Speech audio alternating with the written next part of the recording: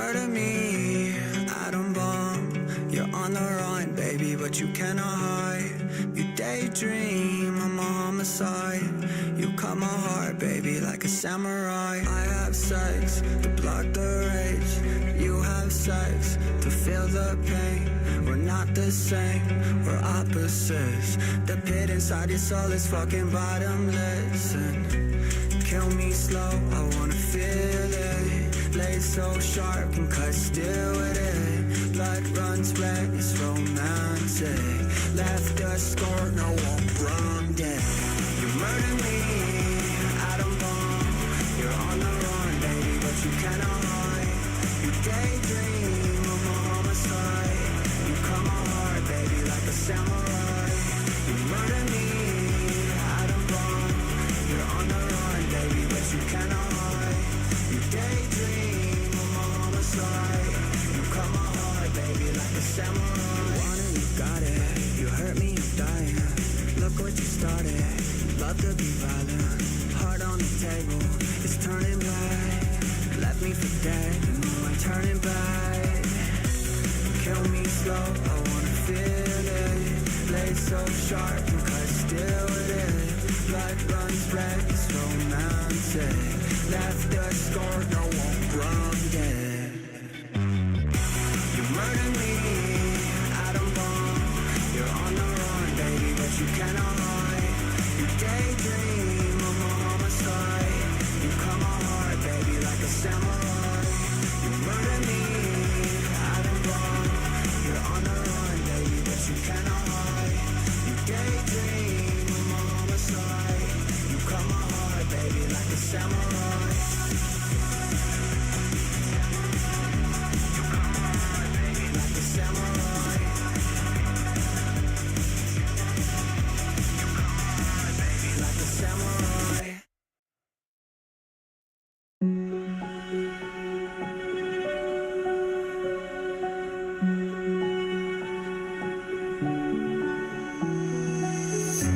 I can't take it anymore. My mind's about to go to war. I need someone to save me from myself, to hear me cry when I call out for help. I blame it on the voices that are in my head, wondering if they'll ever be put to bed. Feels like I am close to reaching my wit's end, holding out, but I'm about to blow it up like a volcano.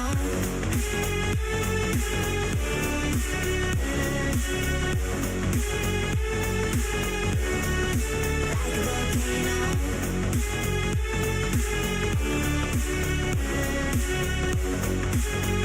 Blow it up like a volcano. What you do, what you do, what you do to me? Can't you see what it means when you set me free? What you do, what you do, what you do to me? Can't you see what it means when you set me free? Another day to lose control. There's a fire in my bones. My sight gets blurry, pushing back the tears. Should take a leap of faith and face my fear. I blame it on the voices that are in my head, wondering if they'll ever be put to bed. Feels like I am close to reaching my wit's end, holding out, but I'm about to blow it up like a volcano.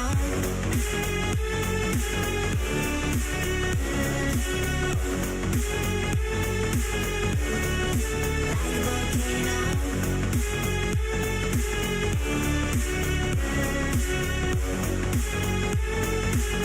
Blow it up like a volcano. What you do, what you do, what you do to me? Can't you see what it means when you set me free? What you do, what you do, what you do to me? Can't you see what it means when you set me free?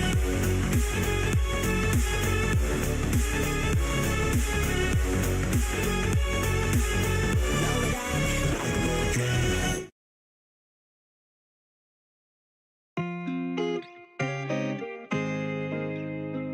It's kinda like, I just want it to be over.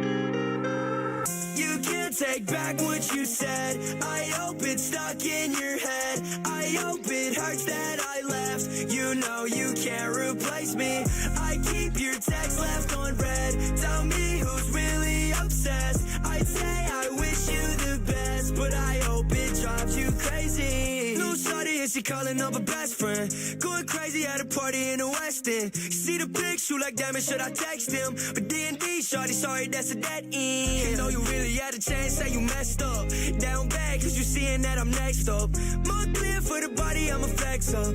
Moved on, little baby, I don't stress y'all. Now, say I'm back on road. Big checks on deck, got you mad, I know. Said you find somebody better, yeah, I hope. And I would say I miss you, but I know I don't. Yeah, way too over you, baby. No, I won't let you play me. I ignore what you're saying. Heart is full of regret. You can't take back what you said. I hope it's stuck in your head. I hope it hurts that I left. You know you can't replace me. I keep your text left on red. Tell me who's really obsessed. I'd say I wish you the best, but I hope it drives you crazy. 15 missed calls on my phone again. So much I could say, but I hold it in. I hope it hurts, no I won't pretend. But in the end I'll be okay. Either way I'll be straight cause it's over. Ice cold every time I try to hold her. Telling me I'm crazy and never giving closure. Blowing on my phone, I can tell you ain't sober. Thought I had a queen, but I really had a joker. I didn't wanna go, but my heart getting colder. And every now and then I think about when I would hold her. Now it's all over, I wish I didn't know her. But you can't take back what you said. I hope it's stuck in your head. I hope it hurts that I left. You know you can't replace me. I keep your text left on red. Tell me who's really obsessed. I'd say I wish you the best, but I hope it drives you crazy.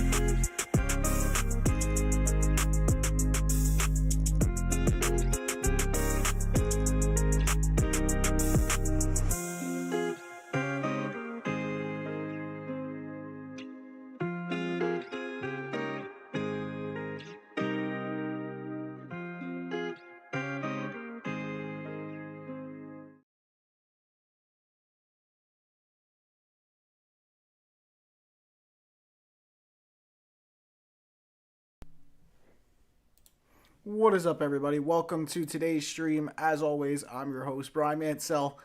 I'm a sports media professional who's been working in the industry now for a couple of years. I've got a vodcast. I call it a vodcast. It's more like a radio show, whatever you want to call it, but I'm going to call it a vodcast because you can find all these files that we do on YouTube under the live section. All the lives are archived and saved there. You guys can watch them all over there, every VOD that we do. Now, I'm going to add this. I am still not in the best mood just because of how Tampa lost yesterday. As a Tampa Bay fan, it was embarrassing. It was embarrassing to see. I'm not thrilled. Not thrilled. But we do have to cover everything. As always, I've invited people into the stream. If you guys are watching and you're a big football fan, like we said in the chat, tell me what your favorite teams are. We'll get talking and see what you guys like or don't like, and we'll really get into it. But regardless, we're going to start off in baseball before we go to football to close everything out. Because today's going to be a mostly baseball football show. We won't talk really about anything else unless the news pops up in the middle of the show. So, we'll start with baseball to ease ourselves into football. So, starting off, we'll go over everything that happened this weekend in baseball. And if you guys hear anything, that is me getting a cough drop, because my throat is killing me from snoring last night. So, this weekend was interesting for the postseason. How do I put this in the nicest way? When we left off, we had said that Houston had come back and tied the series at 2. The Rangers needed to win Game 5. They were not able to do so. And because of that, Houston took Game 5. And when that happened, Houston had a series lead.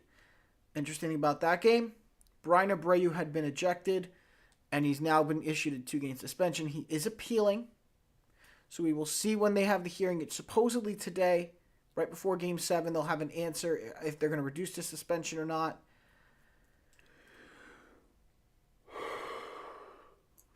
Sorry about that. They should have an answer about if they're going to reduce the suspension or not. I'm so serious. And if they can't come to a decision, they'll have to wait until they can enforce the suspension after the year's over, which I don't think will happen. I think they'll probably enforce it before the World Series or whatever.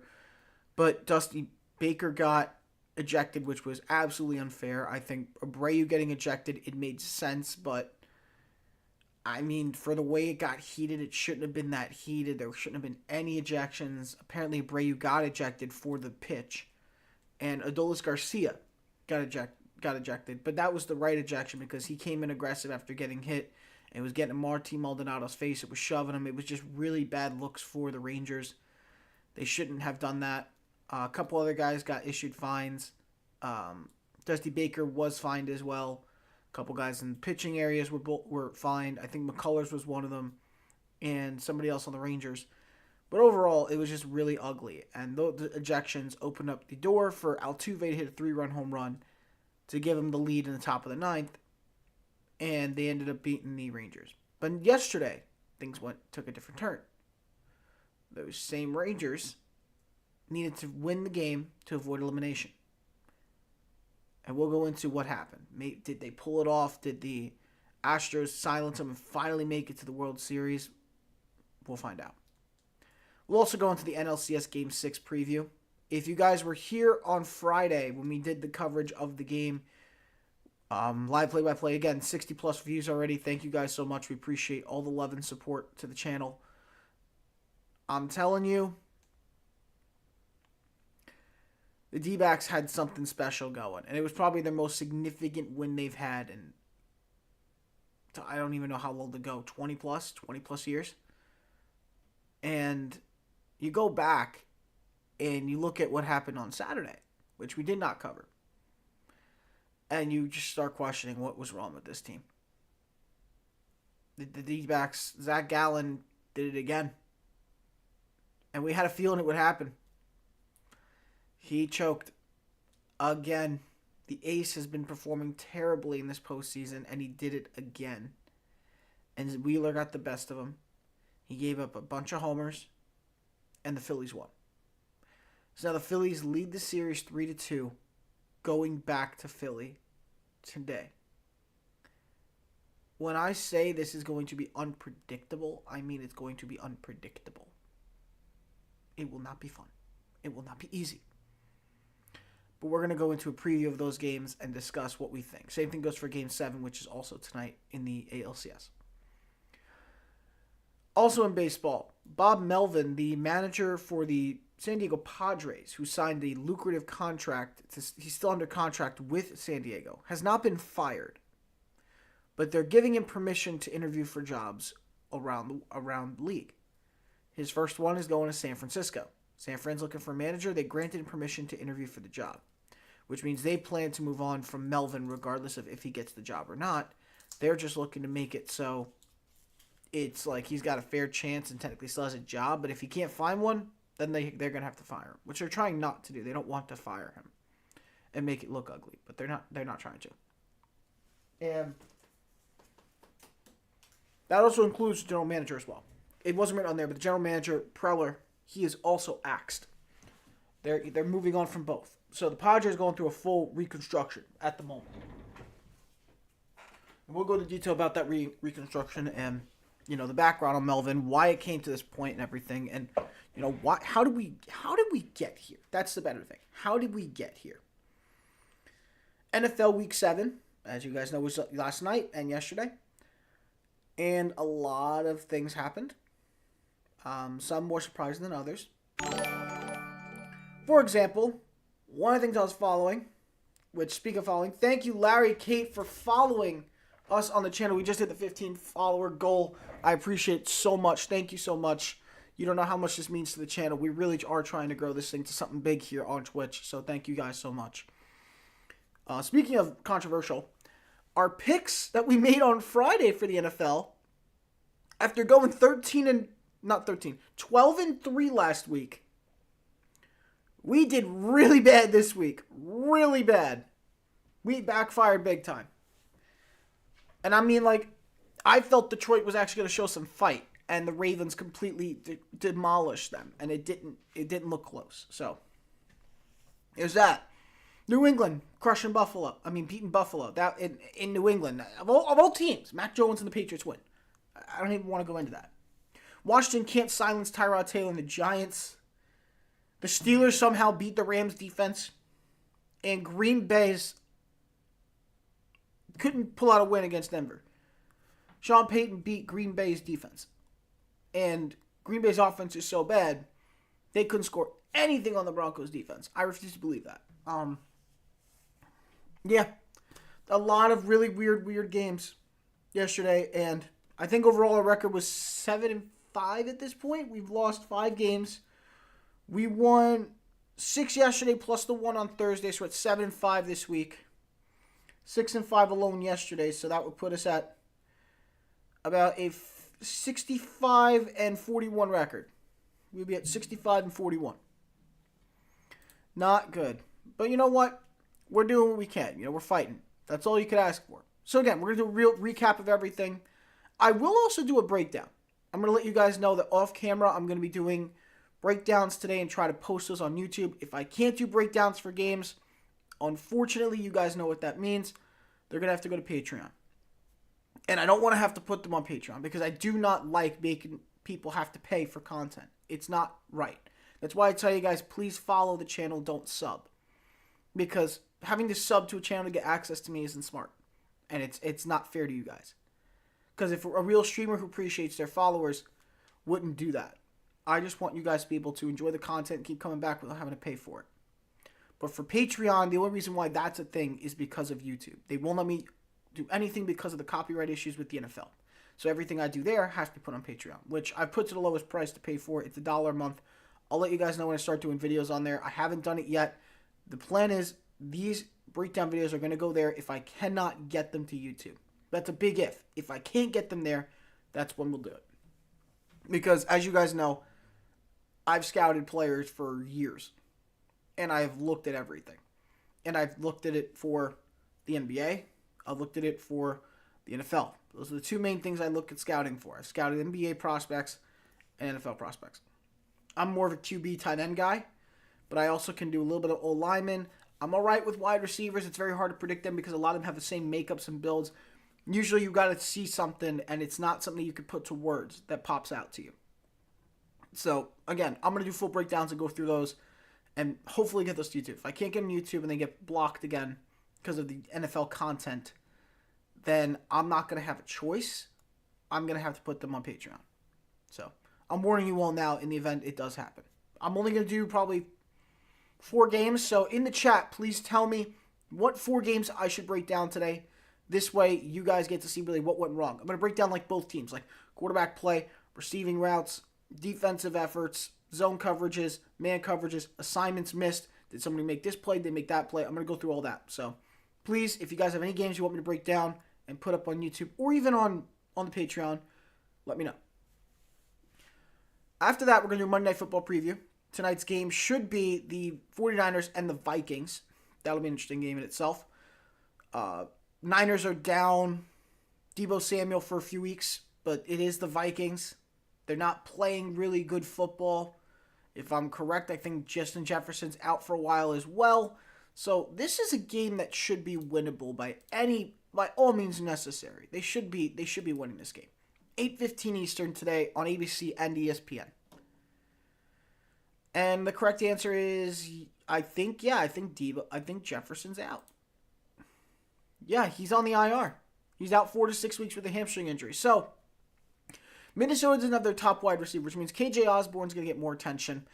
And you're going to see the same thing happen for Jordan Addison. Those two guys are going to be feasting a lot from them. They are still yet to win a game at home this year, and they're in home. And they're home today. So, the Vikings looking for their first home win of the season, and the Niners 2-1 on the road. We all know where that one loss came in a stunner to Cleveland. So Purdy needs a bounce-back game. He's going to be without Deebo and Trent Williams again.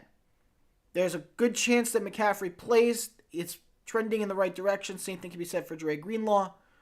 For Minnesota, they don't have Ezra Cleveland, their starting guard. We'll go into that again towards the end of the show. And then to close out, We will finish with college football's Week 9 AP rankings. Again, I do this every Monday. When they come out with new rankings, we got to figure out if the NCAA committee is delusional or they're making the right decisions, which we'll decide on that. Again, yet to be seen personally, but we'll go into detail and figure that out for ourselves. You know, are they delusional? Are they learning more? What's going on? You know what I mean? Like, let's start to really build this up and get some and figure this out. So again, that'll close out the show, and we'll go into that. But again, if you guys are tuning in for the first time, please consider giving us a follow here on the channel. It really goes a long way in helping the channel grow. We just hit our 15 follower goal. We're going to have to up that goal now to keep building. You can't just stop at one milestone. You got to keep climbing. So the next one will be 20 followers. Once again, slow and steady wins the race. Let's do what we got to do. Again, thank you all so much. If you guys watch this on YouTube, though, please consider subscribing to the channel. We're working on some more content up there, as you guys already heard about the breakdowns, but also maybe some comedy sketches. I'm working on some things I could probably come up with, but they're not easy. It's a lot of content. Everything I do here that you see for the streams and topics and highlights, I'm usually finding them all and edit. Some of them I'm editing. Like, everything you see here is graphic edits. I built that all by hand. It took a while to make it.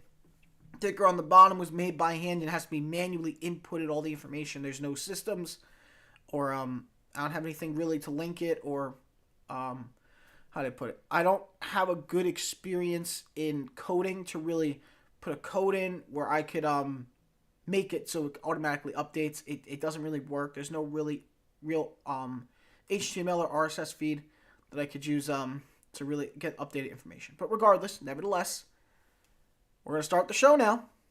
Welcome to the Brian Mansell Show. Starting off with the ALCS, Game 6 was last night. And like I said, backs against the wall. Houston losing to Texas. They needed a big win. And you're in Houston. Now, we already talked about how Houston isn't a great team in their own home ballpark. They are not. The crowd and the scenes there are always great. As we pull up the highlight scene, this is where we show up the highlights for everything, and YouTube decides whether or not it's offensive. But here we are. So this is a recap of what happened the night before with the benches clearing brawl that happened that pissed off Adolis Garcia. Garcia ended up ejected. Abreu ended up ejected. And they just wanted to go after him. He kept going after Maldonado. Maldonado looked like he was going to throw a punch. He didn't. So Abreu gets ejected. He gets hit with a suspension. That's what they're talking about here. But in this one, it's not about that. It's about something different. Top of the first, Framber Valdez up on the mound for the Astros. And on for the Texas Rangers was Nathan Eovaldi. Eovaldi, their ace this year, their best pitcher. But Valdez has been dominant in the postseason in his career. But this year, he's been pretty awful. And in this first inning, he records himself a walk. Already got a man on first. Not the best start as you bring on Corey Seager. Seager pops this one up, though, and the good play is made at third base by Bregman. We got one out here in the top of the first. Man still on first. Robbie Grossman takes what looked to be an outside pitch from a curveball. Ended up being a strike. I think he clipped it. It clipped the plate, so it will be a strike. And that brings up the man, the myth, the legend, Adolis Garcia, who swings on this and fouls into the dirt. And that'll advance. It doesn't advance a runner. It ends up being ruled a strike or whatever it is. So he's out. And as a result, it's 3 outs. They come out with no runs, leave a man stranded. So here we are now, bottom of the first. Altuve up to bat, and he's already got himself a base hit. Altuve, the hero of game number 5. Or 6, I should say. Game 5. Yeah, game 5. Helping them get the edge. As he already steals second here. He's the hero of Game 5. He was the reason why they were able to win that game. They were down 2 runs. He hit the 3-run homer to give them the lead as Brantley works himself a walk. And so we've already in a jam here in the bottom of the first. Alvarez now at the plate. He's had a great career hitting against Nathan Eovaldi. Eovaldi has never been able to do well against him. But with this swing of the bat, it drops in for a base hit. Houston already scoring a run. That trend looks to be continuing for the Astros and Yordan Alvarez. He's getting a hit on Nathan Eovaldi. He's already letting runs go here early. Not a good look for your ace. And next up was Kyle Tucker. He strikes out. And that ends the first. But not before the Astros get on the board right away with the run. Fans excited, ready for their World Series as Mitch Garver sends this one deep into right. And that goes right out of there above the glove. Man makes a barehanded catch, by the way. I want to bring that right back up. Watch this man right here. That man made a barehanded catch and acted like it was the hardest thing he ever did. I got to give him credit. He acted very nonchalant about it, but that was pretty cool. One-handed grab. But Valdez gave up a homer nonetheless. The game is now tied between Texas and Houston. Great swing. I mean, the way he was able to push that ball was great. He knew where it had to go. It had to go to right no matter what. And he got it. If there's a person you got to challenge here in that outfield, it's Tucker. That's the man you challenge. And then the next pitch is drop it in for another base hit, this one to low. And Young is now up to bat. He's going to get this to short, over to second, and back to first for the double play. And the Astros get out of it, but not without giving up a run to tie it. A home run, to be exact. So Eovaldi now has to get himself straightened out. And his first at bat against Bregman, he gets it out. So we're at 2 outs now, man on first again. And Jordan is back at the plate. And they're going to intentionally walk him. So now they have Alvarez and Brantley on base. First and second with 2 outs. And Abreu grounds to short and gets the force at second to get out of this one. We've hit the top of the fourth. The game is still tied at 1. Adolis Garcia back at the plate for Texas. And he swings and misses on an outside pitch. Went reaching for it, went searching, couldn't find what he was looking for. And this hit gets by the shortstop. A good hit from Garver. Garver being a hero yesterday. Getting real active with the bat. So here's Jonah Heim, the catcher for the Rangers. As the pitch is on its way, he sends this one nice and deep to right. Close to the line. It's going to the wall. He makes the play.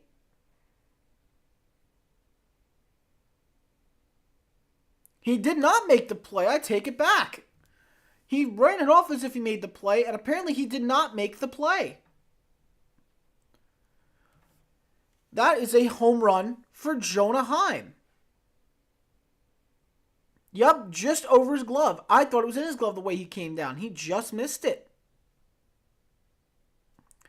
So the Astros give up the lead right there on the spot. So the Rangers are now in the lead as Marcus Semien is going to take first here. Marcus Semien is taking first, and here coming to the plate for the Rangers is Corey Seager. Maldonado's got a mound visit. Looks like they're going to make some kind of changes here. Top of the fifth, Texas leads 3-1. Hits it right to Altuve. The guy on first, obviously great awareness from Marcus Semien. He went right back to first, so they'll only get the 1 out. So now here comes the next man up, hoping to give him a little push. Here's Evan Carter. Pitch to Carver. He doesn't get it. Carter was unable to hold off that low breaking ball, and that gets him out. Astros get out of this one, but again, another 2-run homer given up. And Eovaldi now has to do his job and hold it down. This one hits Maldonado's elbow inside, and that's going to put him on base. Now Brantley's back to the plate. Bottom of the fifth, the pitch to Brantley. Swings and misses on a low breaking ball, and that is going to be 2 outs for the Astros. Once again, look at that beautiful spin movement on that. He wasn't prepared for what was coming. But here's Bregman. Bregman, a very dangerous hitter these days. He swings and pops it up. Catcher calling it. Heim ready to make the play. He does, and the Rangers don't allow another run. Ever since that little struggle they had in the first inning, he has been doing a good job holding them off. He faces Alvarez again. Alvarez hits this one right into the gap, into slight left center, and he's safe at first. So opens up with a single. Here comes Jose Abreu, who's been very good in this postseason. For the most part, one of the most few hitters, but he's 0 for 2 in this one, and he hits a base hit, which opens up his hitting for the day to right. And Adolis Garcia makes the play, but he is unable to stop anybody from advancing. Alvarez is now on third. And on first is the other man, Abreu. And this sac fly hit by Mauricio Dubon is going to... This sac fly is going to allow Alvarez to score, which cuts the lead down to 3-2. Simeon, in the top of the 7th, gets a decent hit with the man on first and 2 outs to advance Josh Young to second. So first and second with 2 outs. Here comes Corey Seager. Abreu could make the play. He gets the toss really quickly to Hector Neris, and Neris makes the play in time. And they get out of it. They don't allow any more runs. It's still a 1-run game for the Astros. They're not out of it yet. They've kept it close. The Rangers are sweating it out. Remember, the Rangers lose this, they are eliminated. They are eliminated if they lose this game. But Eovaldi stays on the mound in the 7th. Bruce Bochy trusting his ace as Altuve's coming to the plate. A man who can now be declared a Houston Astro icon, as he gets a big chopper swing here that goes over the head of Simeon and into shallow right center. And now Bochy's seen enough. He's coming out and he's going to make a pitching change for Texas.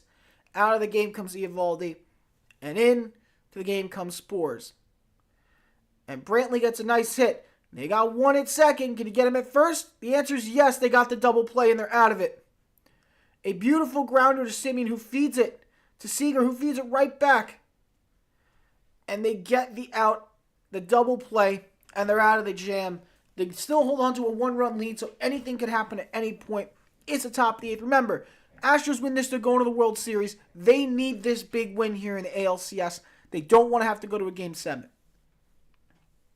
Well, here's Evan Carter in the top of the 8th. He hits a little small grounder to second, and he gets Carter in time.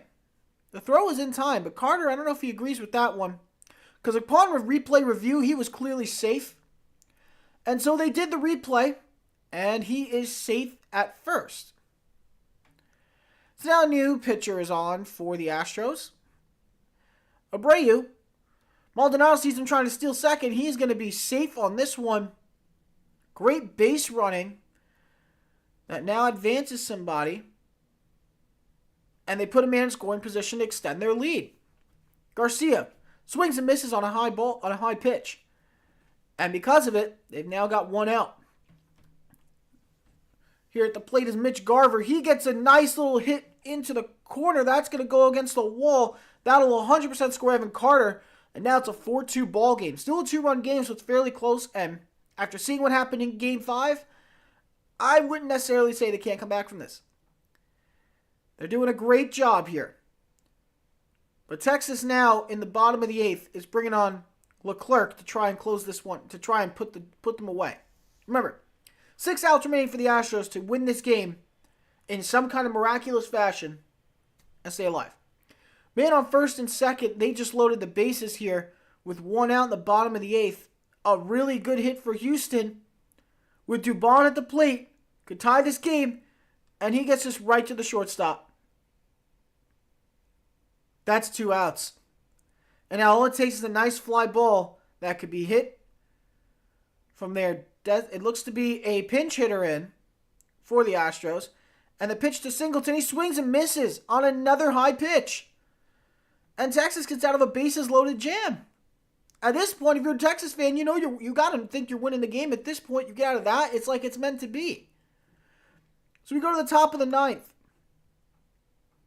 And Seager is hit by a pitch. And so he needs to...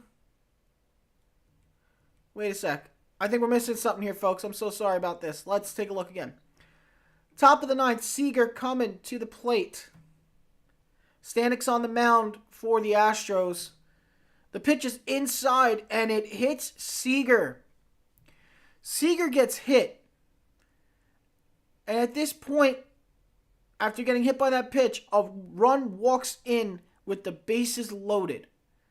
So Adolis Garcia comes to the plate now. If I'm correct, that makes it a 5-2 ball game. It is. 1 out, bases loaded. Garcia gets a hold of this one and sending it deep. And it's a grand slam in left. It's a grand slam for Adolis Garcia. There was nowhere else for that ball to go. Garcia nails it, sends it to orbit. And by doing that, the game is practically over. A 5-2 ball game where the Astros had some kind of a fighting chance has now turned into an impossibility. A 9-2 ball game as Jankowski starts to get active in his own way, gets close, and the play is made it right. If only he made that play earlier in the game on that two-run homer. And that fan almost had his own little moment. It would have been very iconic. He went to make the grab on the guy's glove. Thank goodness he didn't. But as you guys can see in the background, the fans started leaving. They knew what was happening. 1, 2, make it 3 outs, Heaney. And does he do it? Yes, he does. The Rangers beat the Astros to stay alive and force a Game 7. 9-2 victory here. Garver, the big hero, 3 for 4 for a homer and 2 RBIs. Alvarez, 2 for 3 with an RBI. Garcia wasn't having a good game, 0 for 4. His final at bat hits a major grand slam that puts the game away for the Rangers. They are now going to a Game 7. The pitching matchup, I will tell you guys in just a moment. But this is the outcome of the game. That's what happened. So yes, the Rangers have forced a Game 7 in a very close game for the most part until literally the top of the ninth. It was close until the top of the ninth. So let's talk about the pitching matchup tonight, 8:03 Eastern on Fox and FS1. Game 7. Houston's favored to win this thing. Max Scherzer is on the mound for Game 7. Scherzer, who has not been pitching well at all this year. He hasn't been his best self. In his first postseason appearance, he gave up 4 innings pitched, 5 hits, 4 strikeouts, 1 walk, 1 homer. He has an 11.25 ERA in the 1 game he started. Not good at all. Not good. Javier, on the other hand, has been pitching very well. He's pitched 10 innings, almost 11, 12 strikeouts, 4 hits, 6 walks, 1 homer, 1.69 ERA. For Max Scherzer, this has to be like he's back in Washington again fighting for a Cy Young. That's how he's got to pitch tonight if he wants the Rangers to have a chance. He's got to do it. He wants to go back to the World. He wants to go to the World Series? Sure. You got to win this. You got to win this game. No excuses. This is the win. You don't win this game, you're going home. It's a do or die. So let's see what Max Scherzer can pull off. I'm sure they can figure something out. But again, remember what I said. Houston is not a good team in their own home. They are not good in their own home ballpark. That's how it goes. So the Rangers aren't great on the road, but the Astros aren't good in their own home ballpark. And so far, the Astros are yet to win a game in their own home ballpark in this series. They lost Game 1 and 2 in Minute Maid Park. They've now lost Game 6 in Minute Maid Park. Will they lose Game 7? I think if you're an anti-Astro fan, you're rooting for the Rangers. If you're an Astro fan, you're rooting for the Astros. Again, anti-Astro, you're rooting for the Rangers. Astro, you're rooting for the Astro. And that's that. I mean, I don't think I can really go into detail on the comebacks and everything else. I think you guys kind of get what I got at with all the stats and how Game 6 went. If we were to go into it, I guess I could cover it for just a second. We'll do that then. In a quick box score recap. Some of the other good guys that really hit well yesterday. Marcus Semien for the Rangers, 2 for 3. 2 walks and a run scored. Probably his best hitting performance of the postseason. Let's say, I'm not going to say Grossman. Grossman was 0 for 2 yesterday. Then they put in Evan Carter. And Carter was 1 for 3.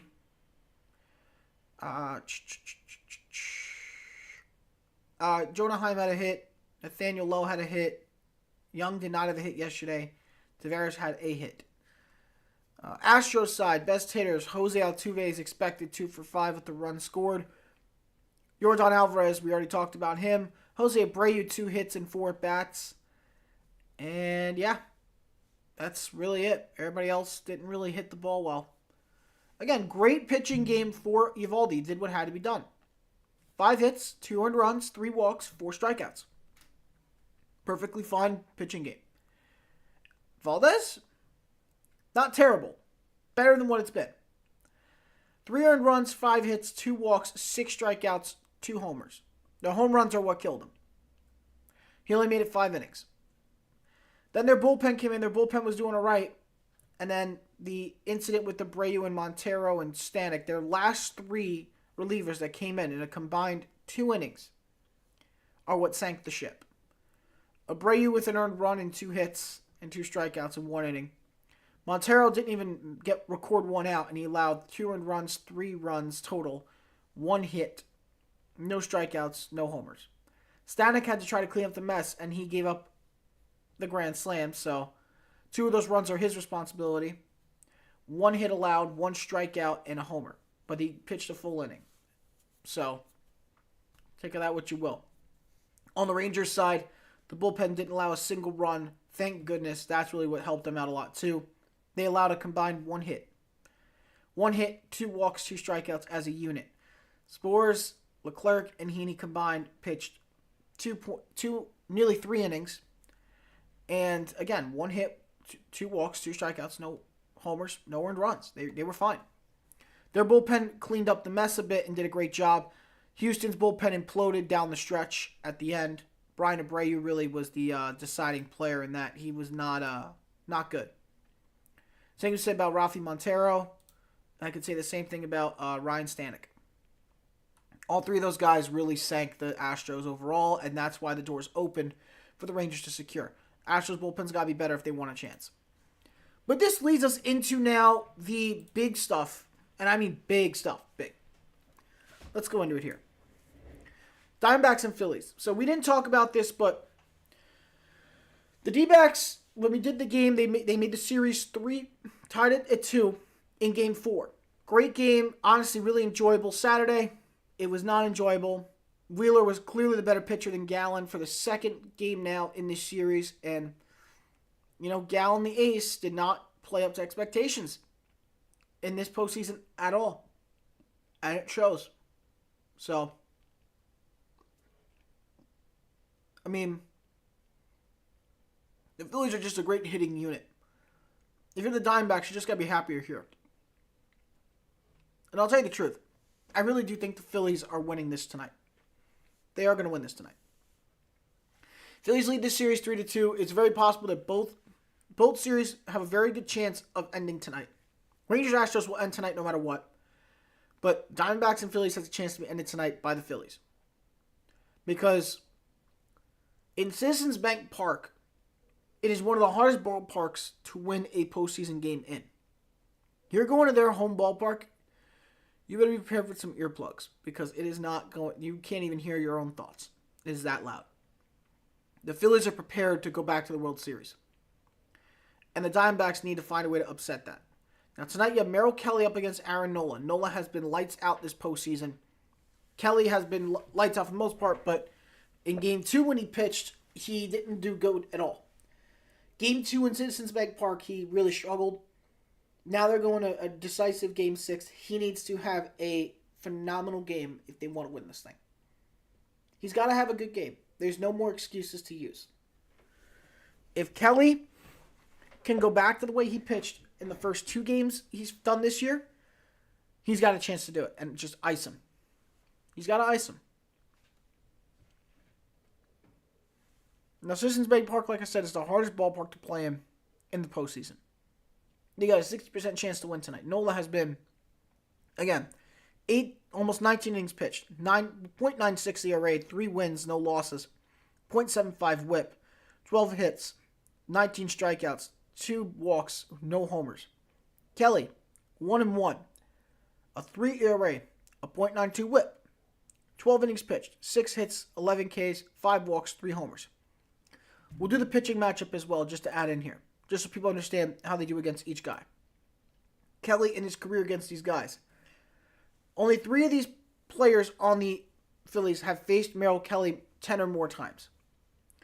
Schwarber's 1, and he's 3 for 10 against him in his career, including 2 homers. Realmuto's faced him 11 times, which includes 3 hits, a double, and a homer. And Trey Turner has faced him 22 times. 10 hits, 3 doubles, a homer, 7 RBIs, 5 walks. He is that good against him. So, Kelly, despite having a very good year, has a couple guys who could easily light him up and ruin his life. Now, Harper really hasn't been hitting well, doesn't hit well against him. Neither does Castellanos or Bohm. I think the same can be said for Brandon Marsh, Johan Rojas, Edmundo Sosa, and Bryson Stott. So it really is down to Realmuto, Schwarber, and Turner. Those three need to have a good hitting game, and one of these other guys have to break this trend if they're going to beat the Diamondbacks. You can't have three guys do all the work. And walks aren't always going to help you. So Kelly's got to lock in and show them why he was such a good pitcher this year. He has to show them. Again, regular season stats, if you guys don't know. Merrill Kelly, 3.29 ERA, which was 11th in the league. 187 strikeouts, which ranked 22nd. And a 119 whip, which was tied for 23rd. He was a good pitcher this year. He was a good pitcher. And to see how far he's fallen is kind of sucks. Because this is a big series. And Arizona's got a lot of pressure on them to pull off this upset like the Rangers are trying to pull on the Astros. And it's not guaranteed that the Arizona's going to pull it off. But nevertheless, here we are. Nola, batting versus pitching against the Diamondbacks. Let's see who's really the weak link here for him. 3 of these guys have faced him 10 or more times in his career. Longoria, in 10 at-bats, has 3 hits against him, including a double. Marte has faced him 9 times, has 3 hits in that span, one of them being a double and a homer. He also has 3 RBIs. Gabriel Moreno has faced him 5 times and gotten 3 hits, which includes an RBI. And then, let's see what else we can group this. We'll group back Alec Thomas. 4 at-bats, he's recorded a hit, which was a double and an RBI. Lourdes Gurriel, another good hitter. 2 hits and 8 at-bats, one of them being a double and an RBI. But the other 2 guys who had 10 or more at-bats were Tommy Pham and Christian Walker. Pham has only 1 hit in that span in the 12 at-bats. And Walker has 2 hits in the 10 at-bats. And neither of them resulted in RBIs. I mean, Walker had a double. Great. But again, it's the same situation. He is really good against this team. Carroll struggled against him. Carroll struggled against him. Perdomo struggled against him. Tommy Pham struggles. Pavin Smith struggles. Christian Walker struggles. Thomas is on a hot streak. I mean, that's something to watch. Moreno, Marte, Longoria, Gurriel, those guys can really get the hits. It's really not the top of the lineup that's going to be the power here. They need the middle and back of the lineup to really pick up the heat here on Nola. That's what needs to happen. You want to prove that you deserve to be in the NLCS, this is your chance right here. Force a Game 7. Have the back end of your lineup do the heavy lifting with some contributions from the top.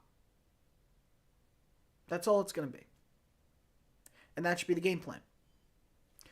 But who knows? Who knows? The Phillies are an interesting team. They're a very well managed, very well coached team. I don't see much issue here. If I'm giving you my prediction for tonight, ALCS Game 7, it pains me because when I make these predictions, things can go wrong so quickly every time. And sometimes what can go wrong will go wrong with my predictions. So in this case, I'm going to rock with the Rangers. I'll take the Rangers. I think the Rangers can get it done tonight. It is very, very close. It's very hard for me because I think, Javier's been lights out the whole postseason. It would be really tough to see him lose this one. I just think that Scherzer's going to get his things together. This will be a low-scoring affair, but the Rangers will find a way when they get to the bullpen. And as for the NLCS, I'm going to take the Phillies tonight. It's going to end in 6. We're going to have a Phillies-Rangers World Series. And at that point, I couldn't even tell you who's going to win the World Series. They're almost identical squads. They're almost identical in the way they are. Their fans, no. There's nobody like Philly fans. But in terms of the actual roster construction, the way they both performed this year, they're like the same team. Offensively, defensively, pitching-wise, they're very similar. So I really can't argue it. So that's where I'm at. So I'm taking Phillies tonight to clinch it. And I'm taking the Rangers tonight to clinch it. That's where we're at. This brings us into our next topic, Bob Melvin. So Melvin, for those who don't know, has been managing San Diego for a few years now. And he has been given a invitation, actually. He got extended an offer to interview for a position with the Giants. Which is kind of shocking because Bob Melvin is with the Padres. Padres are a rival of the Giants in the division. So I'm a little shocked that they allowed him to go check out with an NL West rival. Here's the full story. The San Diego Padres granted permission for manager Bob Melvin to interview with the San Francisco Giants, paving the way for an interdivision managerial change and the end of a contentious 2-year relationship between Melvin and the Padres. There had been drama going back and forth supposedly for a couple years, and I guess it all boiled over up to this point. While league sources believe the idea of Melvin emerging as top candidate in San Fran was logical, the rarity of a manager jumping into a division rival while still under contract kind of made the possibility seem more unlikely.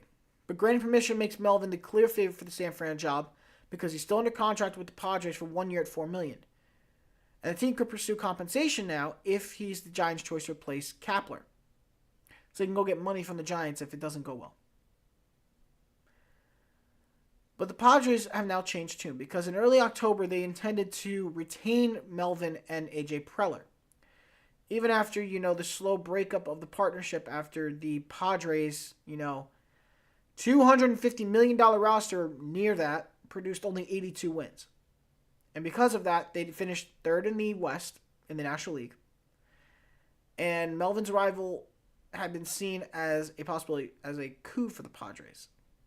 Because he left his job whilst under contract with the A's after 11 seasons. So he did it again. It's very interesting. Melvin did it once where he left while he was still under contract and went to another team. It could still happen again with him going to the Giants. But apparently the issue became that there was never any trust or communication between Melvin and Preller where they were still on the same page on things. And because of that, it became a point where the relationship was beyond repair, even though there was public confirmation saying to people that they would return in 2024. That's not the case anymore. And Preller even said, in his return, from my standpoint, a lot's been overblown. There are reports we don't speak, and we're talking 4 or 5 times a day. Personally, we have a friendship. All those things, I don't put a lot of stock into the unnamed reports and sources and stories that are out of context. I think it's really hard to comment on those things unless you have real specifics and details and names attached to those things. He then went on and said, Bob is our manager. He's going to be our manager going forward. And a lot's been said, obviously, in the last few weeks, but both he and I are very excited about the challenge of getting this group back to the postseason next year. And from that standpoint, a lot's been said, and I think with Bob and myself, I think just even in the last couple of days, you get a chance to recap and look at some different things. And both of us feel really good with where things are at moving forward. Now, with the Giants' request for permission to talk with Melvin coming earlier in the week, to see the Padres allow that kind of tells me they're ready to go. They're ready to let him go. They don't care. And it isn't the first time a Padres manager left for San Fran after being under contract. And this is actually a very funny scenario, so you guys can hear this one. The last manager to have that happen when it was San Diego, Bruce Bochy, the guy who's managing the Rangers in Game 7 right now. After 12 seasons as San Diego's manager, he ended up being absconded to San Francisco, where he ended up winning the 3 World Series. So he left the Padres where he had been with for 12 years. And we're talking the full 2000s era. He goes to San Fran. And being in San Fran, the team won 3 World Series with him. That's 2010, 2012, 2014. 3 World Series titles with him. And now Bruce is 1 win away from putting the Rangers right back in that scenario. Kind of remarkable. But ever since Bochy left, San Fran's been unable to recapture that glory days. And he's now moved on to the Rangers. And as you guys can see with the Rangers, they're in a great spot. He was fired by San Fran, by the way, in the 2020 season. And because of that, that's when they hired Gabe Kapler. Kapler making it 3 seasons was interesting because he ended up getting fired 3 days before the season ended, which I didn't agree with, but happened because in a 79-83 season, which was seen as disappointing to many. It's still not as disappointing as what the Padres did, though. Still not as disappointing. Very, very interesting.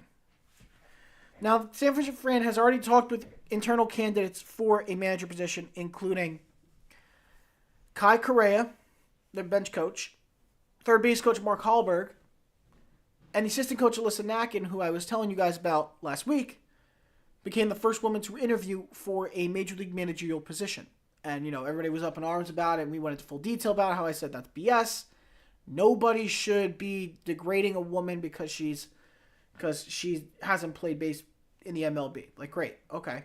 And I gave you guys the comparison with Mike McDaniel never playing the NFL, but he made it in anyway. And he's managing one of the best teams in football right now. Although they just lost to Philly last night. But, again, we'll talk about that soon. If Melvin goes to San Fran, he's expected to receive relative autonomy in filling out his staff. And that means only a few coaching holdovers will be certain there. And he's got pretty much full control outside of that for everything else. And with San Diego no longer having a manager, that would mean the Padres would be a more attractive spot for somebody to go to and manage. But should Melvin leave, this will be the new fourth full-time hire for A.J. Preller as general manager since he joined San Diego back in 2014. So this will be the fourth manager that San Diego's gone through. Now, apparently, significant consideration will go to two in-house guys. Senior advisor Mike Schilt will get consideration, and so will bench coach Ryan Flaherty. And I'll give you guys a couple backgrounds on these guys. Schilt is a former Cardinals manager who joined the Padres before the 2022 season, but in his 3.5 years running the Cardinals, he went 252 and 199 with a playoff appearance in each of those 3 seasons. St. Louis surprisingly fired him after the 2021 season, where they went 90-72 and lost in the wild card game. And Flaherty, the bench coach, spent 8 years as a major league utility man and was promoted to bench coach and offensive coordinator before 2023, after spending the previous 4 years as a quality control coach. If there's anybody who's got a decent chance probably to take that job, it's probably Mike Schilt. With Schilt's record with the Cardinals, I could totally see him taking over the San Diego and making something out of it. Now, while rare, managers have jumped to division rivals while they were still under contract before, but the most recent occurrence of that happening was back in 2012. John Farrell went to the Red Sox from the Blue Jays. And as compensation, the Red Sox sent Mike Aviles to Toronto, which traded reliever David Carpenter back to Boston. That's the last time we had that happen. A player and manager trade was involved 11 years ago. Now, outside of San Fran, there are 3 other teams looking for managers, just to note. Cleveland, who saw Terry Francona, the legendary manager, step away from the game. The Mets, who got rid of Buck Showalter. And the Angels, who have declined the option on Nevin's contract for 2024. Now, there has also been conversation about Milwaukee's manager, Craig Counsell, possibly being on the open market because his contract set to expire at the end of the month, and Milwaukee has not extended him. So that means there will be an opening with the Brewers if he doesn't sign back. So potentially we could have a total of 5 managerial openings. San Fran, we already have 6. So that means San Fran, San Diego, Cleveland, New York, the Mets, the Angels, and the Brewers. So you're talking 6 teams. The question will be which teams, what will the decisions be? That is the great question. But honestly, how did we get to this point? You had just this massive, massive payroll of things, and it just didn't work. That's all. That's how I feel. We got to this point with the Padres because Melvin was making bad decisions in the bullpen. That's one. Bad substitution calls, calling in the wrong guys. A lot of guys underperform, but how much is that on the guys instead of the manager? Sure. A lot of people say, oh, the player is on the mound. Sure, yeah. I get that. Guys on the mound. Sure. But in the end, it's not just the guys on the mound, right? The guys are on the field, sure, but you're still managing them. You're still coaching them. So to me, I don't see it that way. You get what I mean? I don't see it that way. And I feel like we just lost our viewers a little bit. Sorry, everybody. I don't know what just happened with Twitch, but I think I just got kicked out of Twitch for a second. I'm going to figure out what's going on. Let me just confirm that we're back. Are we back? Okay, cool. We're back. All right. Okay, just making sure. I don't know. I don't know why. My chat was saying that apparently we got cut. So I'm just going to make sure that we're back. Supposedly Twitch was out for a second. But I think we're back. All right. Yeah, San Diego had this all-star roster of amazing guys. And it just backfired. They imploded. I'd never seen a team implode the way that they did. Now, if we go to like team statistics, I'll explain it to you. But this is the best way to explain it. With San Diego this year in the regular season, right? San Diego as a unit had all these amazing players. Let's go through the players just so you guys understand. 82 and 80 is their record this year. This is what their depth chart looks like. Okay? Just, excuse me, clear my throat. This is your rotation. I didn't like the rotation. I felt the rotation was a problem. But this is what your rotation was. Blake Snell was the ace. He was heavily in contention for the NL Cy Young. Might still be. I don't know. I think he is, though. Yes, he's more than likely going to win the Cy Young for San Diego this year. So that's the only real positive they had out of this season. So you had a Cy Young level pitcher playing. In terms of injuries, we're going to check out just to make sure who was on. Go all the way back to July and April and see what else we got. Guys who were really like hurt bad. I'll try to say there are any starters. Yep. Yu Darvish was hurt. So Darvish was somebody who got hurt and was done for the year, the starter. Drew Pomeranz, another starter that was done for. Joe Musgrove was done. They had a decent rotation, but these guys all got hurt towards the end. And Musgrove was one of the guys who got hurt. Pomeranz was hurt. Darvish was hurt. And outside of them, that's really the main starters that just couldn't play. They couldn't go. And because of that, the injuries stack up and they hurt you. And it definitely hurt the Padres, big time. So they were down to having bullpen guys come into pitch. So Michael Walker was probably the best of the 5 that was remaining in that rotation, outside of Snell. So he was the 5th man, and he ended up becoming the 2nd man in the rotation. That doesn't work. Seth Lugo was 3rd, Matt Waldron was 4th, and Nick Martinez was 5th. It just doesn't work. In the relief area, Scott Barlow was still the reliever, Robert Suarez, Luis Garcia, Tom Cosgrove, Ray Kerr. And closer Josh Hader was in as well. I believe Hader also did not have a good year himself. Never mind, he had actually a pretty decent year. I take it back. Hader had a decent year for San Diego. The issue became the injuries, like we were saying. Relief pitchers that were out. A.J. Morjan was hurt. Tim Hill was hurt. Steven Wilson was hurt. Nolan Watson was hurt. Alec Jacob was hurt. Reese Nair was hurt. Drew Carlton was hurt. Brian Gonzalez was day-to-day. Garrett Hawkins was hurt. Wilmer Font was hurt. I mean, all these guys had injuries at some point, and it was holding them down. And the injury bug bit them and never let go. In the catcher spot, they were, again, really, really struggling. Brett Sullivan was the starting catcher by the end of the year. Chandler Siegel was his backup. On the IL, you had Luis Campusano, and you had Gary Sanchez, who they signed mid-season, to come in and try to help him out a bit, and they didn't get it. And the other catchers that were hurt, Brandon Valenzuela was hurt. Ethan Salas. I mean, Salas was more double-A, but still, the injuries were there. Cronenworth's injury, Cronenworth did get hurt as well, but Gary Sanchez was hurt. There was another catcher. Yeah, Campusano got hurt towards the end. They just needed help, and they didn't have any. At first base, G-Man Choi was starting for them.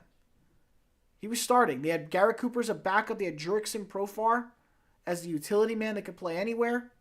Carpenter was on the IL. Cronenworth was on the IL, so Ha-Sung Kim was playing second base. Third base was Matthew Batten. It was supposed to be Manny Machado. Manny Machado was out. I mean, look, Manny Machado was definitely healthy the majority of the year. He just didn't play. I don't think he played that last game. I'm pretty sure. He played 138 games here. He definitely just didn't play the last game. And again, a lot of these guys underperformed the expectations. That's it. It's the truth.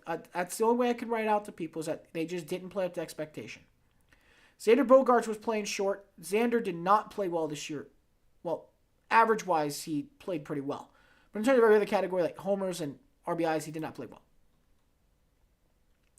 Juan Soto was in left. He actually had an okay year. The bats really woke up for San Diego down the stretch, but unfortunately, you have to be good in all of your games if you want to be in the postseason. Trent Grisham was the starting center fielder and was batting 198. You make that make sense. And then in right field, you have Fernando Tatis, who was originally a shortstop, and they put him in right field. He did not have a good year. 257 average, 25 homers, 78 ribbies, 770 OPS. Not a great year for him. Not where it should have been, at least. And the DH spot, they had Manny Machado, but I don't think that should count. DH was typically Matt Carpenter's spot or a spot for Camposano or Choi. That was really their spot, not Machado. Machado was the starting third baseman no matter what. But Batten came in to try to fix some things up for them, and he batted 258 with 2 homers and 11 ribbies. He was the backup, and he was all right. Nothing really to write something special about, but I think you guys get the trend. You had all this talent, all these great names I mentioned, and nothing came of it. And I think that's why they got rid of Melvin. You spend how much money? Nearly $250 million in the offseason to make sure these guys are good and put you in the best situation to win, and you don't win with the roster. You're 2 wins above 500. Not okay. And that's why I'm shocked to see the debates with the Yankees as well. I'm going to touch the Yankees just for a second because it's very similar to them in the sense of for the Yankees themselves, they came in also with a very expensive roster. And they were a decent team. I may be wrong to some people, but I know I'm right. I know I'm overall right. So I'm going to give you guys some names to think about for guys who didn't make it this year. Lou Trevino, who they traded for last year, went into Tommy John. Ryan Weber, another reliever they had. He tried to avoid Tommy John. He's out. He didn't make it back the rest of the year. Let's see. Here we go. Domingo Germán got hurt. And then you saw him. He got sent to rehab. Scott Effross. He was trying to get back in. He couldn't make it back in time. Effross was a decent guy. But, I mean, this year he didn't pitch. To my knowledge, he didn't pitch this year. Yeah. He didn't come back and pitch this year for the Yankees, and that definitely hurt as well. He's a very good pitcher. Severino got hurt with an oblique strain. Luis Gil was trying to make his way back. Never made it back. Nestor Cortez was hurt. Jonathan Loizica was hurt. Anthony Mizowitz was hurt. I believe this was a guy who was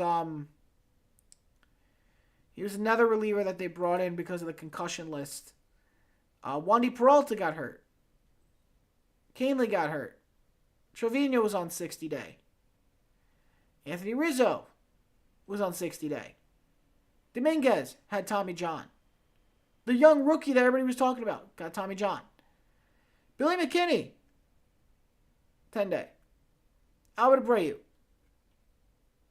15-day. A lot of injuries down the stretch that really hurt them. They finished with the same exact record as Padres, 82 and 80. They spent a lot of money. Overall, this depth chart was Garrett Cole. It was supposed to be Carlos Rodon in there. Luis Severino. It was supposed to be, I missed the name. Clark Schmidt was obviously going to stay in there. I'm missing one more guy. I just had it.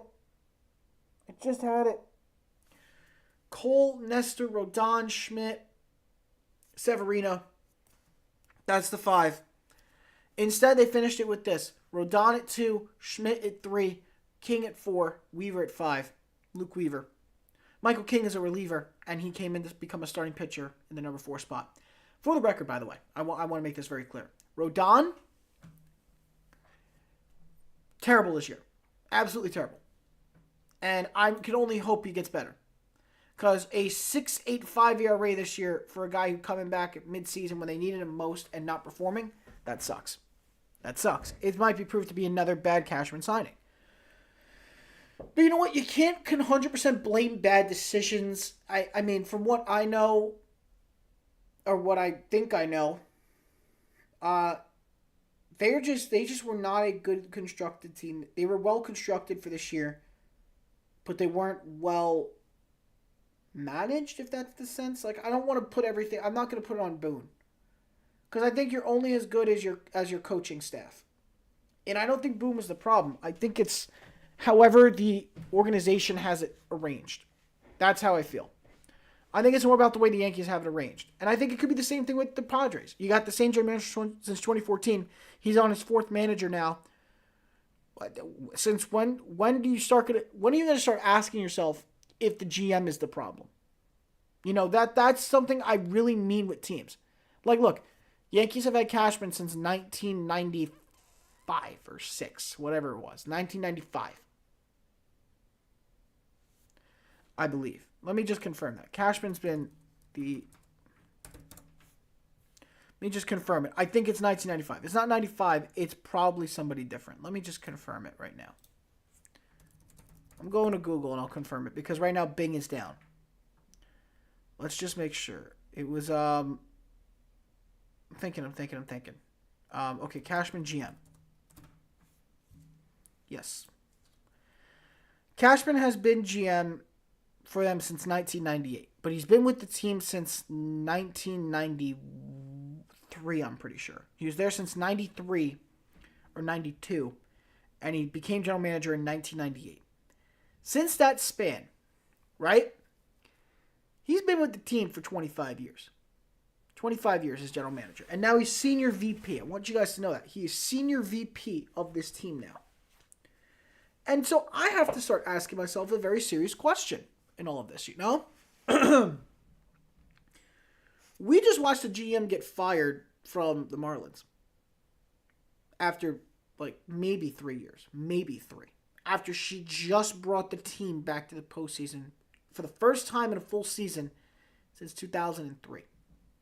20 years. She didn't make it 3 seasons. She made it only 3 seasons. Maybe. And they're flipping it like crazy. You got teams going through GMs left and right. Like that.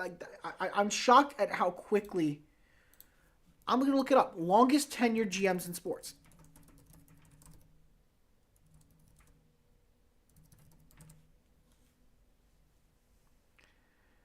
Yeah, we're going to go with longest tenured GMs in the NFL. Let's start with that. In the NFL.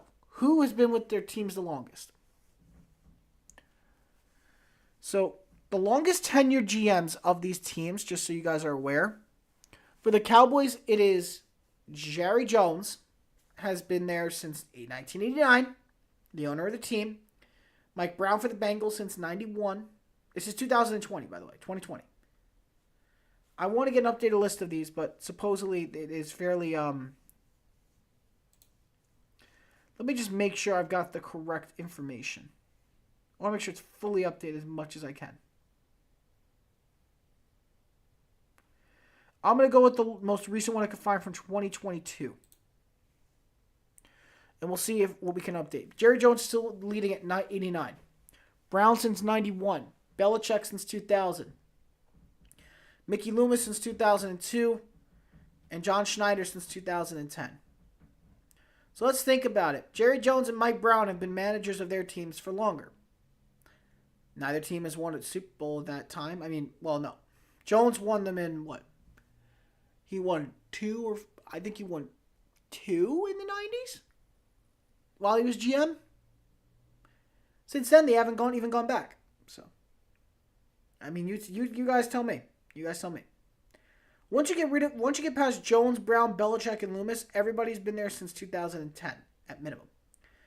2010 Schneider, 2010 Roseman, 2012 Snead. I mean, a lot of these guys have been there a long time. And now you have to ask yourself a question. What about longest tenured MLB GMs? I'm pretty sure if we look this up, Cashman's going to be the number one spot. I'm very confident. And what do you know? The answer is true. The longest tenured general managers, August 31st, by the way, 2023. Cashman holds the number one spot. 1998. They've made 21 postseason appearances in 25 seasons, winning 4 World Series titles and 6 American League pennants in that span. New York's sizable budget certainly gives Cashman an advantage when building roster, but it's nonetheless remarkable the club hasn't had a losing season during his tenure. Yes. They didn't have one this year either, 82 and 80. They did. But I'm going to tell you this. They got a lot of work to do. A lot of work. And I got to see things pay off for Cashman because the trades and decisions he's made over the last couple of years have been very poor. I would rather trust Aaron Boone as my GM than Brian Cashman right now. I think John Mozeliak is still the GM for the Cardinals. So October 30th, 2007. He's the next closest guy. Let's check NBA GMs. Because so far, this would put the Yankees in third in sports. In North American sports. Let's see.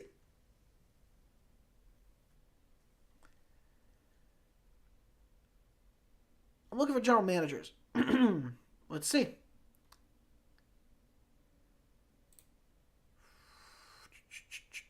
(2021), the longest tenure belongs to technically Popovich, because Popovich is the president for the Spurs.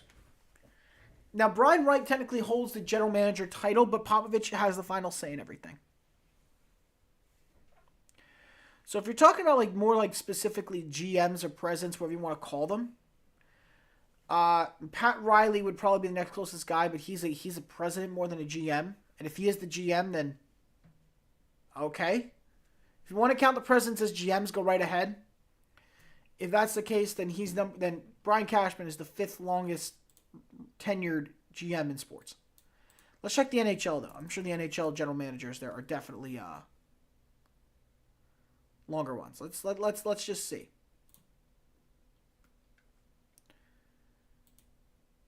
The longest tenured NHL general manager is St. Louis Blues' Doug Armstrong. That is the longest tenured guy. Isn't that kind of crazy? The longest tenured is 2010. But think about those teams that I mentioned that I said that had these guys tenure for such a long time. Let me ask you a question. How many of those have been consistently successful? Consistently successful even to now. I'm talking about right now. Because I understand, you go off the record, you get more benefit of the doubt. But if you have 2 or 3 consecutive losing seasons with the same guy leading your way, I would think you got to move on. A lot of Yankee fans and people in general from the outside perspective would say looking at the Yankees, you see 21 postseason appearances in 25 years, and they've got pennants and they've got this and that. That's great. I mean it. It's great. It's great. But we haven't seen a World Series title since 2009. They have been to the postseason how many times since 2009? They have been to the World Series how many times since 2009? They have won how many American League pennants since 2009?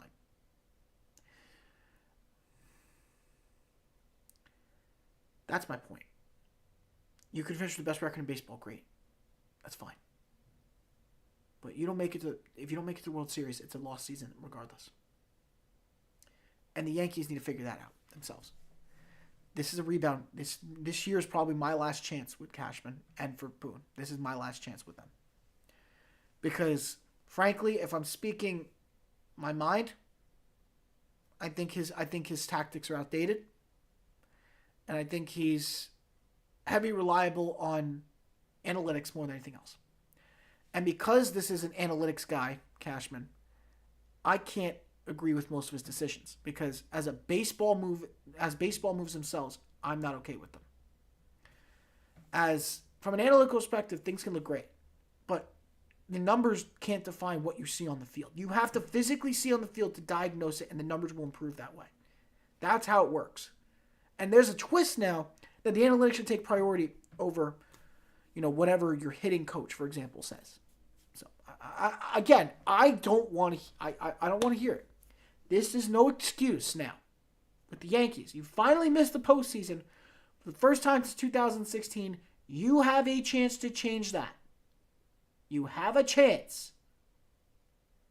You want to change it? Invest in the youth. Make smart decisions. Don't be an idiot. Be smart with your moves. That's it. And that's it for baseball. We're going to jump into some football now. We're at already over our first hour, I'm pretty sure. I think we're at, how many hours are we at now? I think we're at like hour 15 minutes of streaming. Hour 15? Hour 20. Wow. Okay. Well, we're going to keep going here. We're going to try to move this fairly quickly. These NFL recaps can take a while. So I'll try to make it fairly quick for you guys. And let's go through it now. So, let's go to the NFL, shall we? Grab the scores and we'll talk it over. Now, it doesn't matter if I have the scores or not. I'll still do breakdowns because, again, I don't really care for the results. I want to know how things happened. I don't care for scores. So, we already talked about Thursday's game, so let's go into Sunday's first. We'll start with Falcons-Buccaneers because that's my squad. Tampa. I came into this thinking the Falcons were going to win this because the Buccaneers offense has been spittering and sputtering like crazy, and the Falcons offense overall has been consistently better this year than Tampa. So I went with it. And I ended up being right. Atlanta's passing, Ritter had a very good day. 19 of 25, 250. No touchdowns though, no interceptions. Perfectly fine. That's still a really good game for him. On the ground, the Atlanta was able to produce 156 yards on the ground. 56 yards from Patterson, 59 from Algier.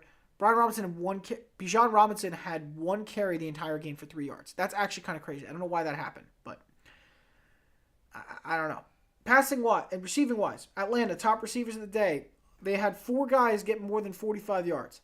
Drake London had 54 yards. Algier had 53. Kyle Pitts, 47. And Scotty Miller, now known as Scott Miller, a 146-yard grab. For Tampa Bay, Baker Mayfield was 27 of 42 for 275. 1 TD, 1 interception. And the interception was a bad one, man. It was a bad pick. Rushing-wise, once again, the Bucs ground game nowhere to be found. Rashad White, 13 carries for 34 yards. Baker, the second leading rusher, with 3 carries of 32. Receiving-wise, Bucs leading receiver was Mike Evans with 82 yards on 6 catches and a touchdown. Godwin and Rashad White close behind. Godwin with 66 yards, Rashad White with 65.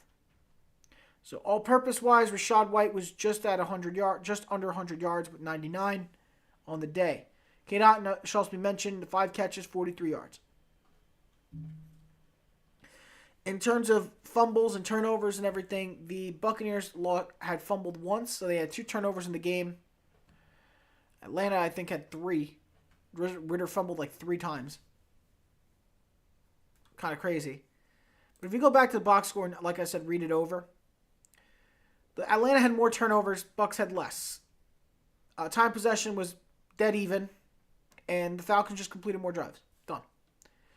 What's more fascinating is that the Falcons in the fourth quarter, in the final minute, the Buccaneers couldn't capitalize on a goal line stand, and that's what sank them. It was a message the whole game. The offense was completely underperforming in every aspect. They didn't do anything right. I mean, I got to really read the film over and write down what my thoughts are. But overall, like I said, as a Buccaneers fan, I was just happy that we started out hot. Because now we have lost 3 games at home. All 3 of our losses we've had this season are in our own stadium. That's kind of sad. It's kind of sad. We're still undefeated on the road. And for Tampa, this is a lesson. This is a learning lesson. The learning lesson from this is prepare for the draft. Prepare for the draft. Atlanta's 4-3, and they're looking actually pretty sharp. Even with Ritter, who I still call from time to time a XFL quarterback, yeah, he had a really good game. I can't even make fun of him or tease him or nothing. He was really good. He was lights out. Tampa had no answers for him. So, for Ritter, good game on you, man. The 3 fumbles obviously don't help you, but again, passing-wise, you were good. Nothing to complain about. So, you did your job. You got the win. Congratulations. We go into Cleveland now.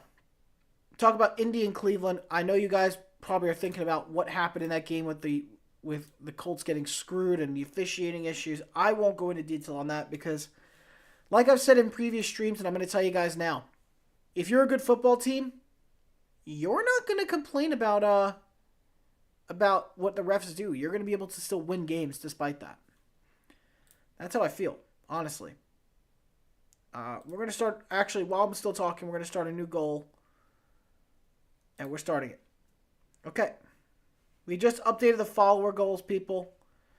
We're going for 20 now. 20 it is. But as I'm talking here, the Browns and Colts. I'm sure there were some officiating issues yesterday, but you know what? This is how I'm going to tell you guys how I feel. The biggest thing I've learned here is that Deshaun Watson is he's not that guy, man. He really is not that guy. I mean that so seriously. Deshaun Watson's not that guy. That's the biggest takeaway. Minshew threw a beautiful game yesterday, and they still couldn't beat the Browns. The Browns had everything tipping in their scales' favor. Now, the Browns are 4-2. Don't get it twisted. They're 4-2. They're on a good pace. They're playing good football, despite the fact they don't have Nick Chubb, and Nick Chubb had the season-ending injury. The Colts are 3-4. That's not a bad record to be at right now for them, given the division they're in. They're only 2 games back. It's not that bad. But both guys, Deshaun Watson started the game 1 for 5 for 5 yards. That is terrible. He got pulled from the game. P.J. Walker went in 15 of 32, under 50% completion percentage, 178 yards in the air, 1 interception, no touchdowns. He was terrible. He was absolutely terrible. But the ground game was good. 150 yards on the ground, 74 from Jerome Ford, 31 from Kareem Hunt, 25 from Pierre Strong. On the Colts side, Taylor had 75, Zach Moss had 57, and Minshew had 29 of his own. And in terms of the receiving, the leading receiver yesterday for Cleveland was Elijah Moore with 59 yards. And for Indy, it was Josh Downs, 125 yards and a touchdown on 5 catches. Michael Pittman, 2 catches, 83 yards and a touchdown. And let's go down to the fumbles and everything. There was 1 fumble yesterday by Walker, but there were 4 fumbles in total by the Indianapolis Colts. And there were 4 fumble recoveries by Cleveland. So turnovers were a big issue for the Colts yesterday. Big issue.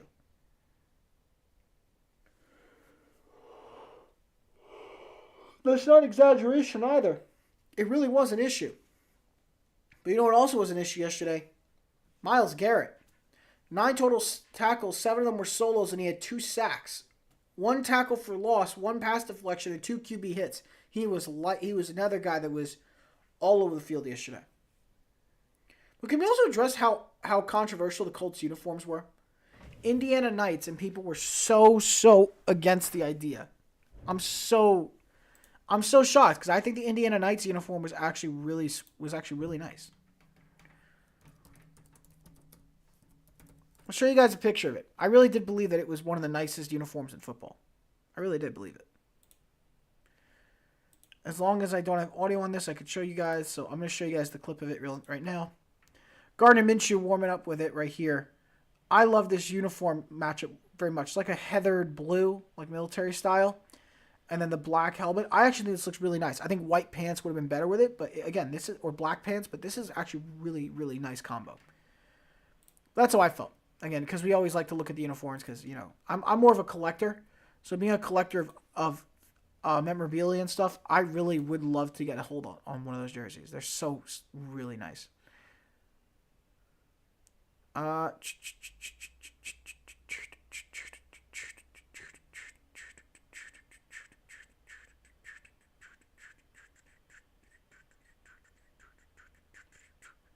Got it. All right.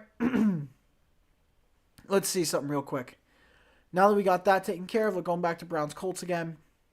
Yeah, I mean, overall, the game was very back and forth the whole time. They were changing leads back and forth. And shockingly enough, 2, 3, 4, 5, 6, 7, 8. Yeah, look, in the end, it still went the way we thought it would. The Browns completed more drives. And by completing more drives, you win games. The Colts had what? Had scored more touchdowns, sure. They scored 4 touchdowns compared to Cleveland scoring 3. I mean 4. Oh wait, they did score 4? Really? 1, 2, 3, 4, 1, 2, 3, 4, 5. Okay, no. The Colts scored more touchdowns. They have 5 touchdowns and a field goal. Cleveland had 4 touchdowns and it looked to be 4 field goals. So because of that, they had the little edge. So 39-38 was the final score of this one. The Browns barely edged it out. They were 4-2 at the time. They're 4-2 now. Colts are 3-4. It started out interesting. Colts were down early. In the first minute of the game, Jerome Ford had a big 69-yard touchdown run, 7-0 Browns. But then, rest of the first quarter, Gardner Minshew went on a tear. Took a 14-7 lead on him by dropping 2 touchdowns on him before the quarter ended. Then the second quarter, the Browns capitalized early and tied the game up at 14. Hopkins hits a 44-yard field goal later, 17-14 Cleveland. Then another touchdown by Minshew, a rushing one, makes it a 21-17 game for Indy. Tony Fields gets a fumble recovery in the end zone, and that's a touchdown for the Browns, and it's 24-21. And then Hopkins kicks a 54-yarder to make it 27-21 before time expires. They're up by 6. Third quarter, Hopkins, by around the 9-minute mark, 30-21. It's a 2-possession game. Colts scored another touchdown with Jonathan Taylor, 30-28. And then Matt Gay kicks a field goal to make it 31-30 Indy. So another lead change. Then Hopkins comes out and kicks a field goal later on, around 6.5 minutes left in the fourth. 33-31. Michael Pittman gets a big 75-yard touchdown pass from Minshew with 5.5 to go and makes it a 38-33 game. And then you get a Kareem Hunt touchdown with 15 seconds left to go. They went for 2. I don't know why they went for 2, but they did. And they didn't get it. And the Colts were unable to capitalize after that with 15 seconds left, as expected. So, there's definitely more to this. But all I kept hearing was the officiating was bad, penalties were bad. It was all like against the Colts, and it was holding them down. The Browns got away with the win. So I will look at the penalties now, and I'll get you guys the answer. And I can definitely see the reason why. The Colts had 8 penalties compared to 4 by the Browns. But there are games where you see that also. So I'm not really convinced. But Browns win it by 1. They're 4-2. They're still alive in their division. Buffalo, New England. Now this is where I get pissed off. Buffalo, how do you lose this game? How do you lose this game? You let Mac Jones look like nothing was ever wrong with him. You made him look like he belongs on the Patriots. What is wrong with you guys? He had a better game than Allen did yesterday. You know how scary that sounds? That Mac Jones had a better game than Josh Allen? What the hell? Josh Allen, 27 of 41, 265, 2 TDs and interception. And New England was 225 of 30, 272, 2 touchdowns, no interceptions. Overall, Jones had an incredible game. For rushing, I mean, New England was better on the ground. 34 yards from Ramondre, 31 from Ezekiel, 11 from Mack, and 20 from Demario Douglas. On Buffalo's side, 56 from James Cook, 17 from Allen, and 8 from Latavius Murray. In the receiving end of everything, Dalton Kincaid was the leading receiver for Buffalo. Oh my goodness, he was the leading receiver. For New England, it was Kendrick Bourne with 63 and a touchdown. Now, I thought New England was also in trouble because Juju was out, but apparently they were able to prove they didn't need him. And now New England moves to 2-5 on the year, Buffalo 4-3. I still can't believe it. They let a game-winning drive happen, and New England just completely wiped them. I can't believe it. I got to move on to the next game before I really dwell on it. Washington and New York, another game that surprised me out of nowhere. Giants beat the Commanders again, and now they won 14-7. Very low-scoring game. They did not have Daniel Jones. He's still injured. So Tyrod Taylor was in a quarterback. 18 of 29, 279, 2 TDs.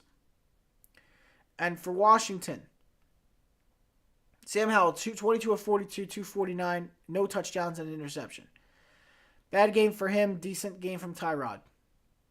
Rushing wise, Chris Rodriguez Jr. had 31 yards on the ground as the leading rusher. Brian Robinson had 23 yards on the ground with a touchdown.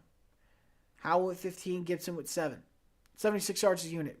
New York, 77 yards from Barkley on 21 carries. 25 from Taylor, 4 from Breida. Receiving-wise, leading receiver for Washington was Terry McLaurin with 90, and Waller was leader for New York with 98 on 7 receptions and a touchdown. Touchdowns also went to Saquon Barkley receiving for 41 yards. 41 yards and a receiving touchdown. And like we said about turnovers are key to a game. Well, in this case, the Giants turned over the ball more and had less time with the ball, and they completed more drives, which was all that mattered in the end. So, Giants somehow won this game. I don't have any comments. Washington, get your stuff together. Because you let one of the worst defenses in the NFL get 6 sacks on Sam Howell, who's now at 40 through 7 games. He's going to obliterate David Carr's record. Detroit-Baltimore. This was a game that I did not expect to happen. Detroit got smothered. They lost to Baltimore 38-6, and Lamar Jackson looked like an incredible quarterback. Jared Goff, 33-53, 284, no touchdowns, interceptions, sacked 5 times. And on the ground, Jahmyr Gibbs, 68 yards and a touchdown. Through the air, he had 58 as well. So he was at, I think that's over 120 yards. Over 120 all-purpose yards with a touchdown. Amon St. Brown, leading receiver for Detroit with 102 on 13 catches. Baltimore, Lamar Jackson, beast. 21-27, 357, 3 touchdowns, no interceptions. Gus Edwards, 64 on the ground. Justice Hill, 46 on the ground. And Lamar Jackson, 36 on the ground. Lamar Jackson with a rushing touchdown and Edwards with a rushing touchdown. Receiving-wise, Gus Edwards had 1 catch for 80 yards. Zay Flowers had 4 for 75. Mark Andrews had 4 of 63 and 2 touchdowns. Even Odell Beckham got in the action. 5 catches for 49 yards. Detroit got massively exposed yesterday, and they did not like it. Baltimore now goes to 5-2, and Detroit goes to 5-2. What a statement game that was from Baltimore after accusations of being fraudulent in the previous weeks. What a destruction they put down on Detroit. Vegas and Chicago. This prediction I definitely got right. I'm shocked more people didn't have this one. That kid Tyson Bagent's something special. I really mean that. He did his job as a game manager, and he was able to get a big win. Big time. That's great. And we're talking like they did complete more drives than the Raiders did, and they won the game 30-12. Bears are now 2-5. Raiders fall to 3-4. Let's go through the box score. Neither quarterback came even close to hitting 200 yards passing. But in that span, Tyson Bagent, 21-29, 162 and a touchdown. Which, not great numbers, but he was a game manager nonetheless, and he got the job done. In the Vegas side for passing, Hoyer was 17-32 for 129, no touchdowns, 2 picks. At one point, they had to bench him and put in Aiden O'Connell when the game was out of hand. O'Connell was 10-13 to 75, 1 TD and 1 interception. Better game than Hoyer had. On the ground, once again, Vegas did nothing. Josh Jacobs, 35 yards on the ground, 11 carries. For Chicago, 173 yards on the ground collectively. The most notable rushers, Deontay Foreman, 16 carries, 89 yards, 2 TDs. Darrington Evans with 48 yards and 14 carries. And Tyson Bagent, 24 yards on 3 carries.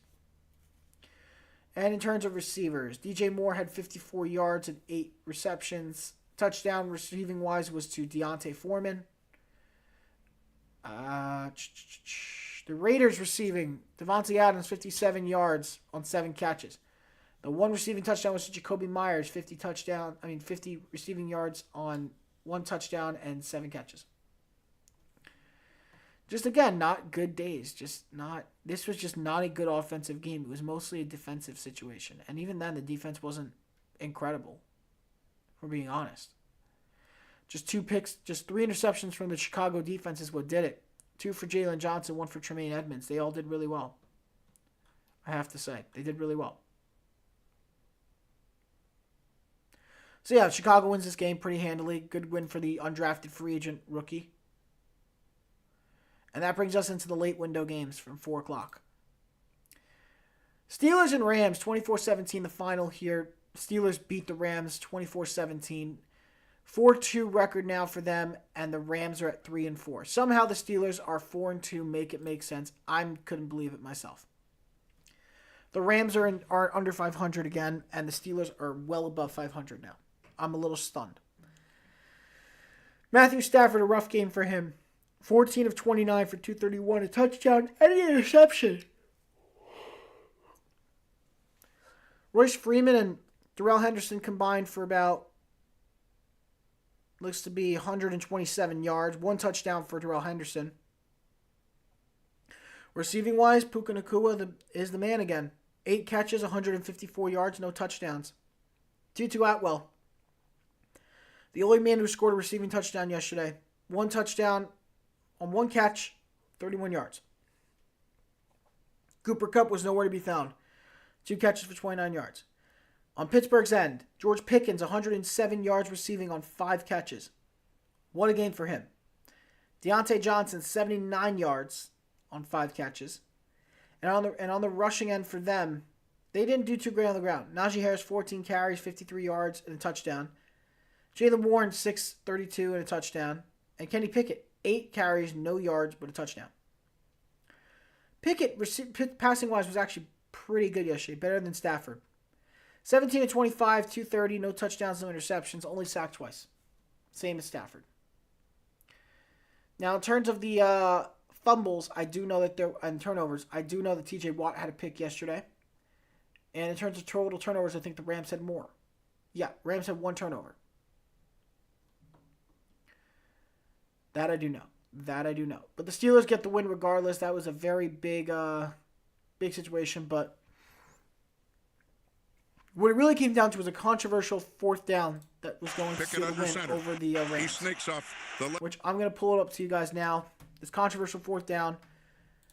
I don't like going into controversies and stuff like this, but I feel like it has to be brought up, so I'm going to bring it up now. We're going to the highlight scene, everybody. This is the clip I have here from ESPN showing me this. Pickett under center. He sneaks off the left shoulder of the center. And we got some post-whistle activity, but I think he made the first down. Critical spot. Steelers think they've made it. And the Rams don't think so. And the problem is Kenny tripped over one of his offensive linemen's foot. They stretch it out. First down. First down, Steelers. Yes. Indeed. So that was a controversy overall. The controversy was, again, that they got the first down. And that they didn't get the first down, that the spot was wrong. Which, again, I get the argument, but regardless, it's Lamar the game. Jackson throws for 357 and 3 touchdowns. You can't be mad about it, This is exactly what happens, You can't control it. That's what people need to understand. If you are mad about that play, then maybe your offense should have been better, so you wouldn't have to be... I can't stop yawning, man. If your offense would have played better, you wouldn't have been in this situation. Your offense plays better, you're not worried about, what about this, what about that? No, you don't worry about that. In the end, it's down to this. It's plain and simple. Pittsburgh would be tied with you if you score an extra touchdown. You'd be going to overtime. You'd have more control of the game if you score a touchdown. That's all. You scored 1 touchdown the whole game. The whole game. How are you supposed to win? How are you supposed to win? Anyone want to explain that to me? How do you win if you're not scoring touchdowns? You don't. You just don't. It is a rarity that you win without touchdowns. Again, it does happen, but it's a rarity. This game's no different. Cardinals and Seahawks. Seahawks get a big win. They're now 4-2, 2-1 at home, and the Cardinals fall to 1-6. Again, still front runners in that race for Caleb Williams, even though they're getting Kyler Murray back in the early November. Josh Jacobs, 1933, 146. Not a good game for him. Center. They end up putting Clayton Tune in at 1 point, 1 for 1 and 4 yards. For rushing, Arizona, they had Dan Mercado as the leading rusher with 58 yards on 13 carries. Josh Dobbs, 7 carries, 43 yards, and a touchdown. On Seattle's side, Geno Smith, 18 of 24, 219, 2 touchdowns and a pick. Kenny Walker, 26 for 105. Geno, 6 for 10. So overall, neither offense was really flashy or great in that sense, but they did much better. Seattle did better. And I think the ground game has a lot to do with that. Arizona receiving, top receiver of the day was Marquise Brown, 49 yards on 3 catches. Seattle side, top receivers were JSN with a touchdown and 63 yards, and Jake Bobo, 61 yards and 1 touchdown. Both of them had 4 catches each. Shout out to Lockett as well with 38 yards, no touchdowns on 4 catches. Just another one of those games where Seattle really had control for the most part. Again, they took the lead in the early in the first with a touchdown. Prater kicked a field goal before the end of the first to make it 7-3. And then Dobbs had a big run, scored him a touchdown to make it 10-7, Cardinals. But after that, Bobo would get a touchdown from Geno, make it 18-yard pass around 4.5 minutes left in the second, 14-10. They never lost the lead after that. Myers had 2 more field goals, one in the third, one in the fourth, and that secured the win. And the Cardinals never saw it, and they got close again.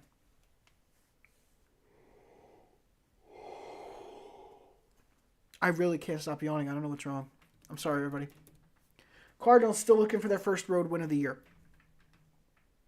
This brings us to another game that was very controversial. Packers and Broncos. I'm more stunned that the Packers lost this game than anybody else. I knew the Packers' offense was bad.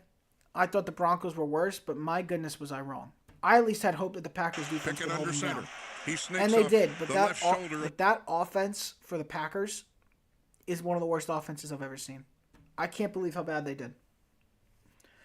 Jordan Love, 21-31 for 180, 2 TDs and an interception.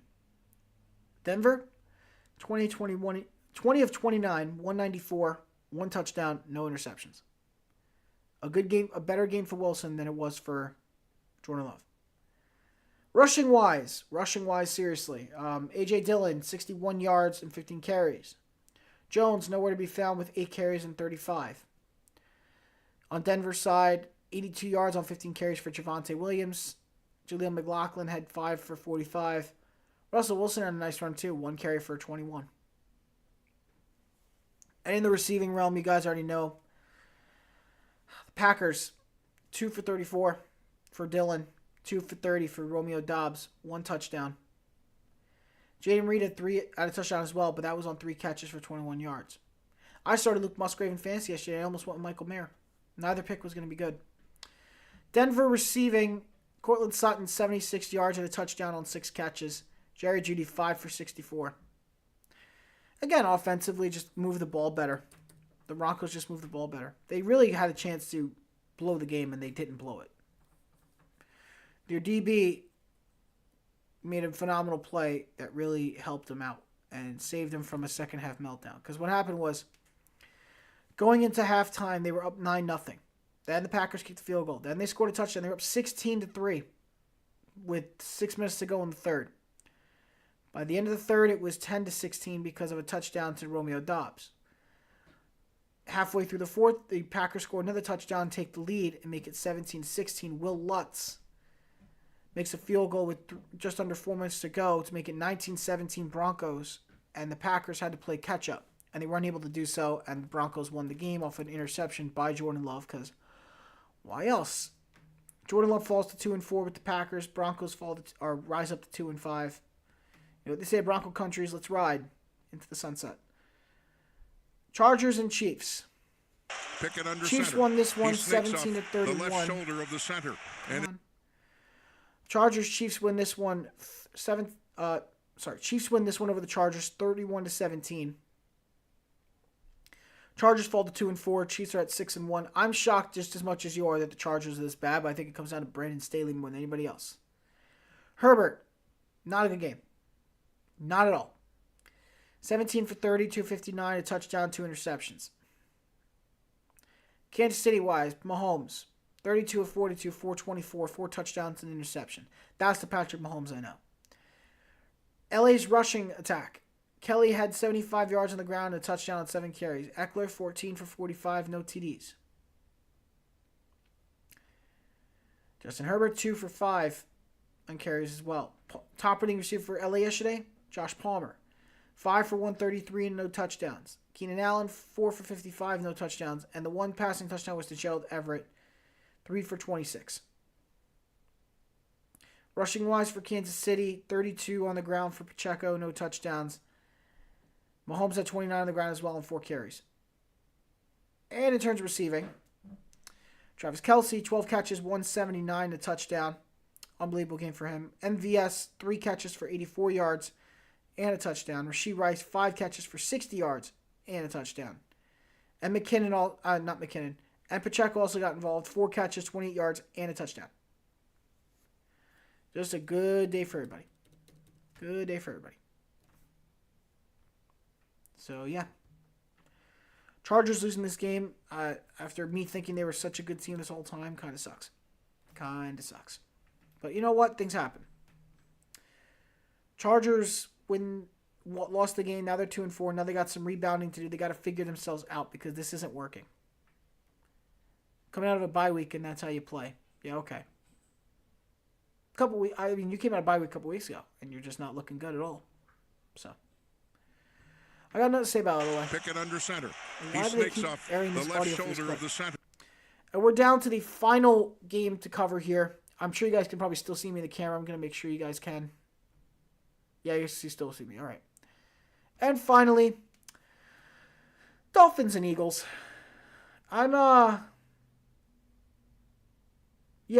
This is the same score as LA and Kansas City, 17-31. Dolphins lost to the Eagles in Philly. If you didn't see that coming, I don't know what to tell you.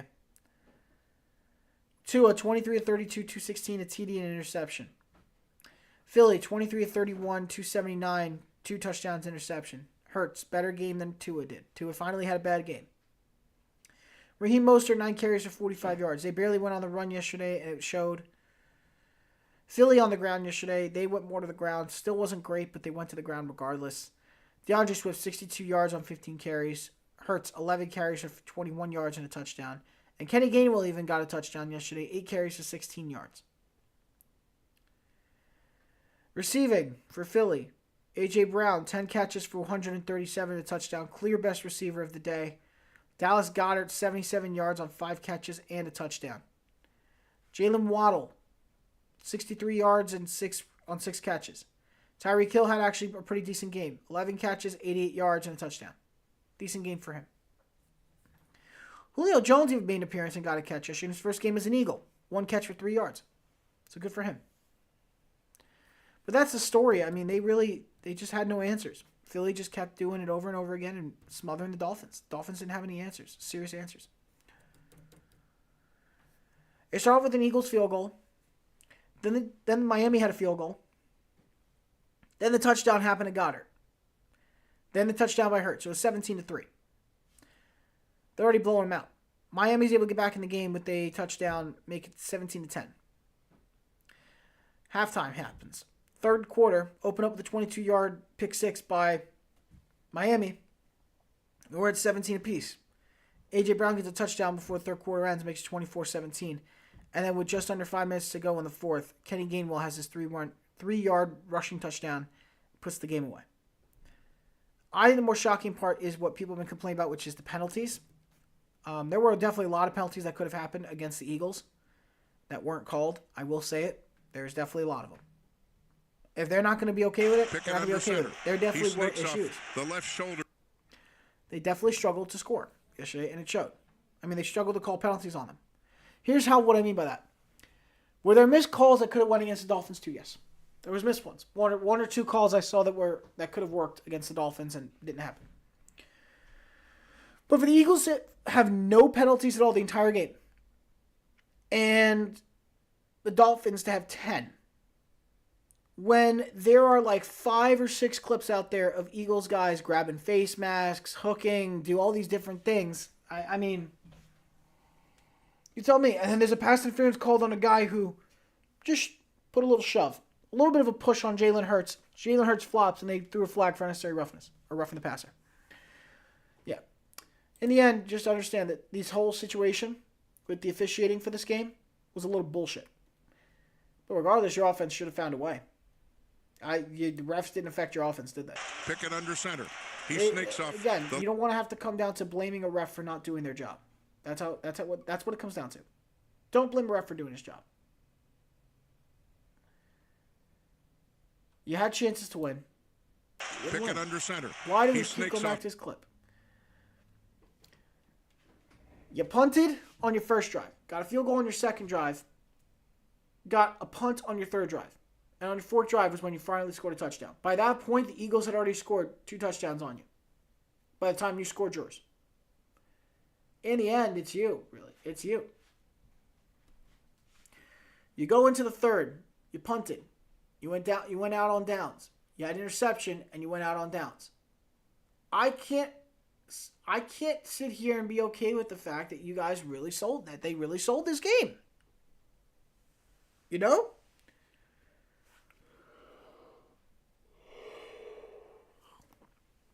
It's the truth. I don't get it. All right? With Miami, they were punting. They punted how many times? Look at how many times these drives went wrong. And even when Jalen Hurts gave up that pick 6 to tie the game, his next drive, he goes down, scores a touchdown. What does Tua do to respond? Go down the field, throws an interception. Call it what it is. You didn't finish the drives offensively. You didn't do your jobs. Rather than make excuses, finish the play. Done. It's plain and simple. Look, you can complain all you want about this. If you're a Dolphins fan, I get it. You want to complain. If you're a Colts fan, you want to complain. Listen, I hear you because I have a problem with officiating too. I've never said I don't have a problem. I've always got a problem with officiating in every league. But understand this. It doesn't matter what the officiating crew says. In the end, it's your job to overcome whatever happens.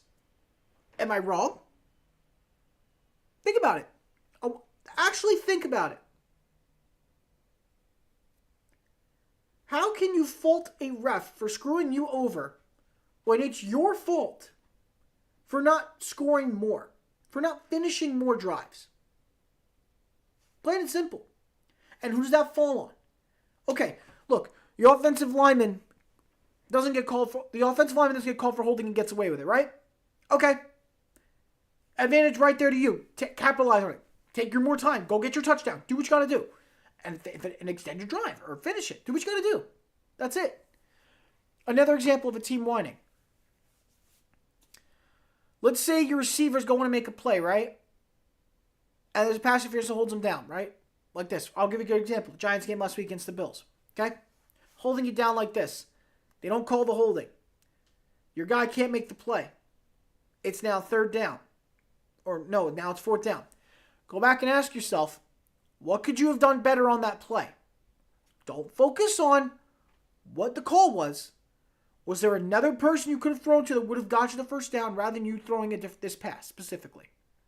Because don't forget, they're coached without the gloves when it comes to pass interference. Because I always see that getting argued all the time. They're coached about the gloves. Wear the gloves of the team's uniform you're facing. So this way you don't get called. That's a real thing. That's a real thing. So, what about a face mask? Let's say a defensive lineman commits a face mask on your quarterback. I know you want to fight and complain about it, but guess what? He got sacked because you blew the protection. Who cares about a freaking first face mask? You blew the protection. He got hit. The play ended up being dead. He doesn't get face mask. Guess what? He's still down in the same exact spot. So you have to act like the penalty didn't happen and you have to continue. You can't sit there and be like, oh, what the hell? We lost because they missed all these calls. Sure. You can address that they missed calls and still say you lost the game. Because of you, not the officiating crew. But when I start seeing people blame the officiating crew for everything, that's how I know there's a discrepancy between the fans' mindset at the game and the players' mindset and the coaching mindset. Because coaching will say, yeah, I don't think the referees were great in this game. But we still had things we needed to do better, and we didn't execute, and that's why we lost. That's the mentality of a coach and a player. Yeah, there are a couple of calls that seem questionable, but you know what? I feel like I could have done this better, and if I would have done this, maybe we would have won the game. Maybe we would have had a bit different outcome. That kind of talk is what a coach and a player does. A fan will sit there and be like, Man, we had them in the bag, man. We had this game under lock. And you know what? It's those refs that really hurt us. If we wouldn't have called that penalty, we would have had the first down. We would have had this. They would have called that. Then we would have been fine. We would have a whole fresh set of downs. We would have won the game. Game over. But no, the refs are the reason why we lost. Not the fact that our quarterback threw 2 interceptions. Not the fact that our quarterback was turning over the ball. Not the fact that our defense couldn't stop them through the air because we didn't have our starting corners. And don't blame the fact that the defensive coordinator and the cornerbacks coach didn't prep their DBs enough for this game, knowing that they weren't going to have their starting crew. Don't blame them. Blame the refs, right? That's my point. I see too many times where fans are coming out at refs, and I've been guilty of it. Don't get me wrong. I've been guilty of saying the refs suck. But it's just saying the refs sucked and then saying that the refs are what caused them to lose the game. Because, yeah, sure, there's an outcome that happens because of it. But you know what? Guess what? Stuff happens. Stuff happens. That's my opinion. Stuff happens. You got to learn how to overcome it and fight if you want to win. This leads us into our Monday Night Football preview. Tonight's game, again, 49ers and Vikings. The Vikings are in a tough situation here. They're going to need a big win. They really need a big win here in Minnesota if they really want to prove themselves as we're still alive, don't count us out yet. I mean, their division, they're still above Green Bay and Chicago. Beating San Francisco would open a door for them to catch up to Detroit because Detroit's only 2 games up on them. So a win could allow Minnesota to gain some ground. As for San Fran's only got a game lead on Seattle because Seattle's keeping pace. So if San Fran loses the game, right? San Fran will only have a half-game lead on Seattle because Seattle had their bye week and San Fran didn't. So when that happens, things will change. But right now, Seattle is in a good place. San Fran needs to get this because we forget that these Vikings are a heavy blitzing team. And they're banged up. Trent Williams not playing. He's going to get bull rushed off the edge. And he's got to be prepared for it. And although this Viking secondary isn't great, I think the 49ers without Deebo Samuel are a shell of themselves. They're not a great football team without him. So, again, something to watch. I mean that very seriously. Something to watch. San Fran's favoring this game by 7. If you're betting this game, I think 7 might be a little... 7's a realistic number. Do I think it's going to go to 7? No, I think it's going to actually be a very close game. I would actually, if there's an we do alternate spread, if we do alternate spread, I do like San Fran -4. -4 would be much better. San Fran's definitely going to win this game, though, in my opinion.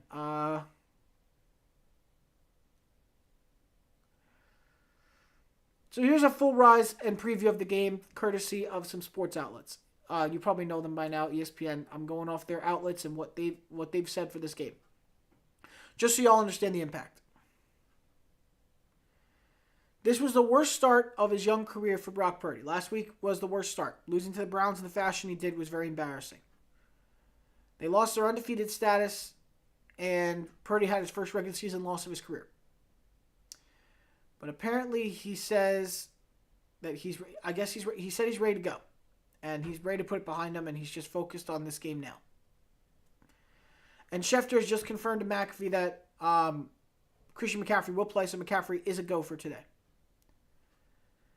But some numbers to note. The Vikings have sent 5 or more rushers on 60.5% of passing plays they've faced this season, which is the most by any NFL team since Sport Radar, who does the tracking for this stuff, started tracking the blitzes in 2007.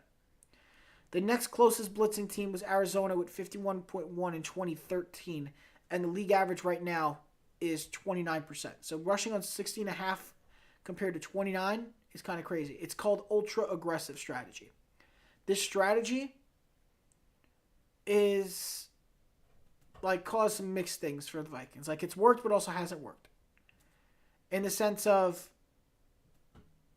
usually when you go ultra-aggressive like that, you're leaving a lot of guys vulnerable. Your zone coverages are thinner, and it's easy to pick at what you want to go with. and throw to, and that's what can hurt you or help you.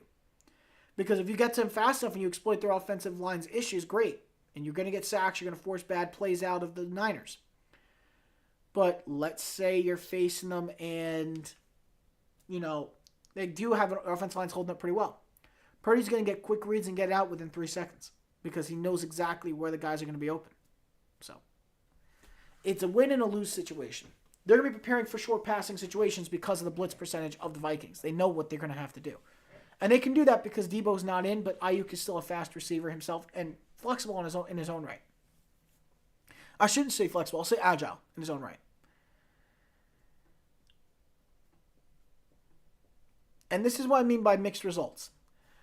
In the game against the Chargers on September 24th, Flores blitzed 82% of the time against them, which was the highest in the NFL this year. And Herbert ended up throwing for 40 for 47 for 405 and 3 touchdowns with no turnovers. So the relentless pressure didn't look good, but it also did work in a couple other games. But that was against Carolina and Chicago, 2 teams who aren't good either. Vikings sent 5 or more rushers on 76% of those passing plays against the Bears and got 5 sacks, 3 interceptions, and a fumble recovery. I think the difference is that it depends on the quarterback. Is the quarterback poised enough that they can handle the blitzes? That's what you got to test. Can they handle it? Now, the Browns, who blitzed a modest 30% of the time against the Niners, flustered Purdy and really messed with him. Now, again, the Browns' defense is the best defense in the league. We've said that. Well, the Colts kind of changed that. I think it's the Ravens now, but, it changes week to week at this point. Against the Giants on the 21st, Purdy was blitzed 69.2% of his passing plays, which was the third highest single game rate in the league this season behind just the Vikings. He ended up taking care of that pressure and went 16 for 25 for 233 and 2 TDs against the Giants. But again, the Giants' defense has also been a bad team. We've said that. Their defense has not been good. Now, the Vikings are not going to have Marcus Davenport because he had a high ankle sprain, so he's on IR now. Danielle Hunter is now the only guy there who could really bring the pressure. Without Davenport, it's going to be a hard road for Danielle Hunter to really maintain their momentum as the league leader in sacks with 8. They're tied with TJ Watt, but still, they have the league leading 8 sacks. There's not enough depth there for the Vikings to really have impact on the other side.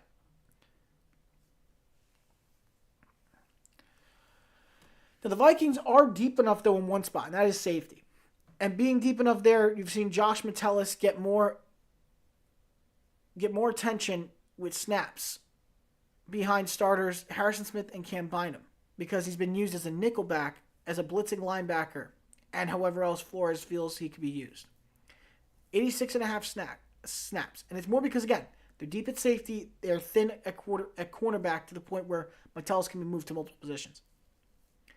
Now, this is a 6th-round pick we're talking about here back from 2020. He's got 3 quarterback hits, 8 tackles, and a sack that he recorded against the Bears, including forcing the fumble that Hicks scooped and scored on. He's a smart guy. He's got a lot of knowledge. He's got a good nose for the football. He could definitely do a lot of damage as a utility man, as a multi-tool. He's the Swiss Army knife of the defense.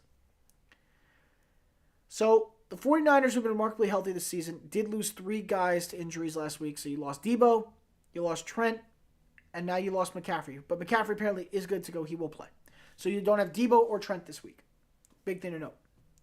Now, the Vikings do rank 27th in the league in third down conversions, but this trend is going to be difficult to improve on because Justin Jefferson, who's on IR, can't play. And with him on IR, who do you turn to? You're going to have to turn to Addison. You're going to have to turn to Osborne, Hawkinson. You got to use more of your weapons that you haven't been using. It's just a question of, can they pull it off? That's it.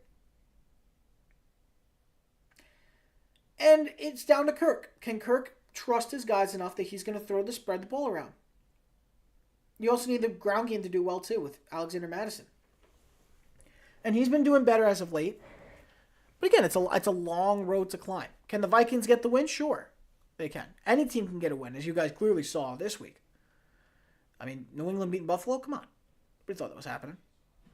So to me, anything could happen. Minnesota could win this. Niners could still be in that little bit of a shocked phase of losing last week that they dropped this one on the Vikings. And now they're at 5-2 and the door's open for Seattle to leapfrog them. But yet again, the Vikings are not a good team and they're losing. They don't have the best wide receiver in the league anymore. because he's injured for 4 games. So you got to come up with a plan and a solution. If the Vikings pull it off and they execute it well, they can beat the Niners.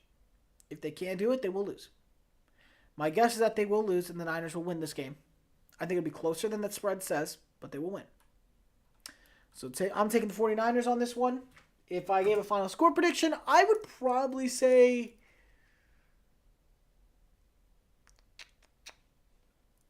we'll say 34. You know what? No, they're going to cover the spread big time. I take it back. 34-13. If Minnesota really wants to prove me wrong, they got to prove it wrong tonight. Because I still don't believe in them. We're going to see what happens.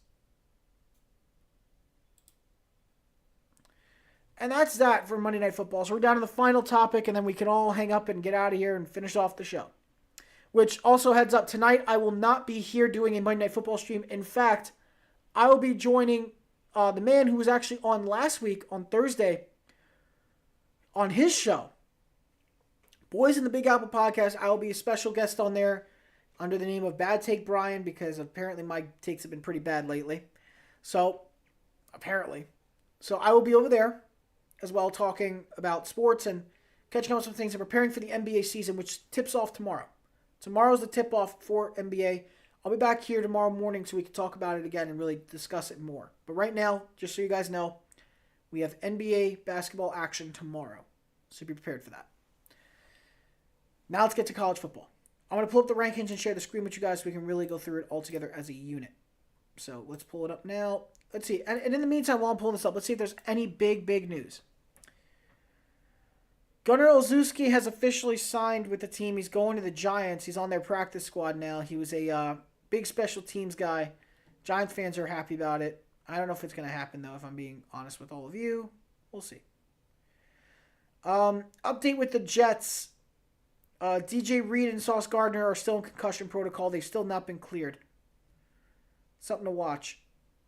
I'm just mad that I didn't put it on this tight end parlay last night. I'm still pissed off. For record, I want everybody to know.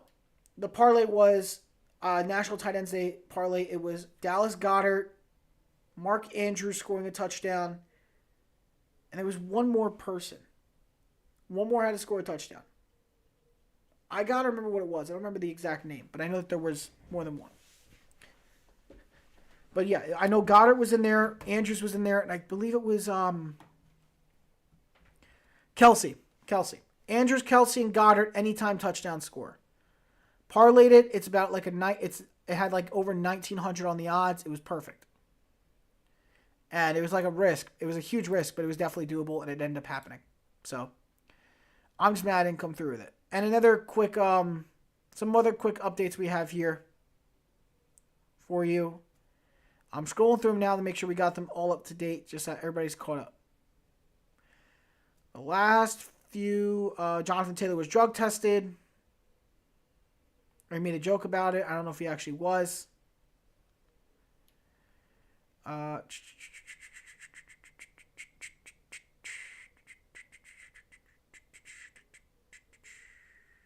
Nick Bolton, the linebackers for the Chiefs, needs surgery on his dislocated wrist and is expected to miss roughly 2 months.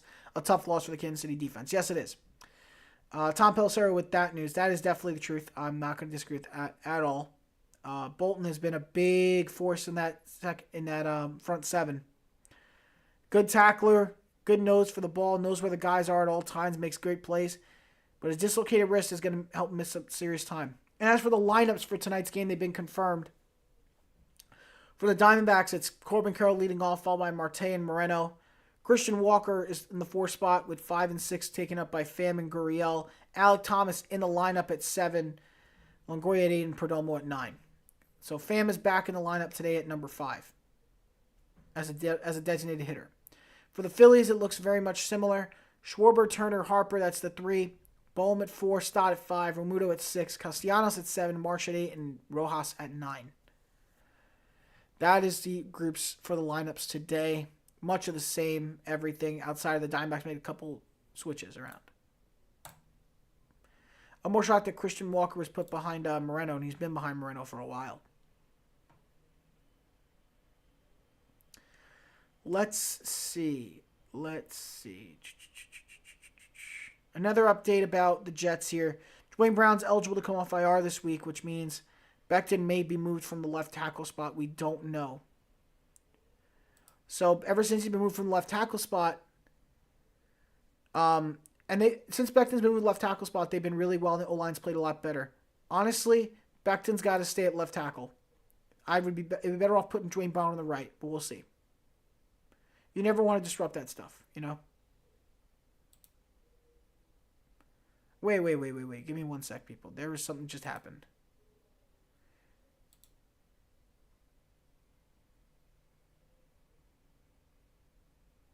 Something's interesting going on. I'm evaluating this. We have something's off. So apparently, we've got a new baseball league. We're gonna touch on this really quickly because this is very notable. So there's a baseball league in Dubai that is open. The first ever professional baseball league created to serve the Middle East and South Asia. Something interesting just happened. Some people just got drafted in their first ever draft, and how do I put this in a nice way? They're all severely notable, like really notable players. It's not a joke. I'm gonna pull it up so you guys can see. I'll show you guys in 1 second. Here's the screen. A new professional baseball league in Dubai had its first ever draft today. Some of the players selected. I'm going to show you guys some pictures. Bartolo Colon was drafted. Bartolo Colon just got drafted to play baseball in Dubai. But he's not the only guy. So was Robbie Cano, who was drafted number 6 overall. Pablo Sandoval was drafted as well, number 4 overall. Look at the ages of these guys. 50 years old, he's going to pitch. Bartolo's 50 and he's going to pitch. Robinson Cano, 40, he's going to pitch.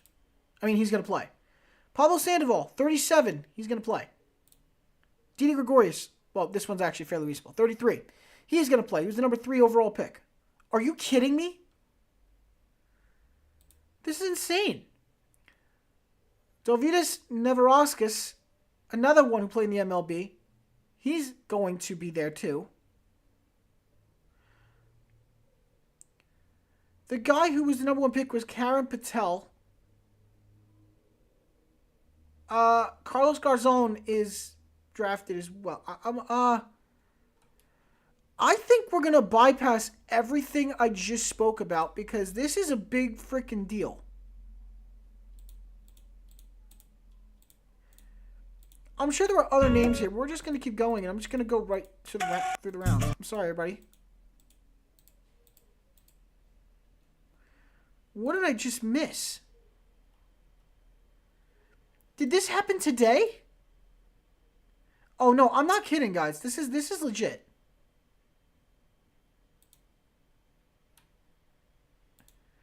I'm going through the whole thing. It looks like there's 4 baseball teams only.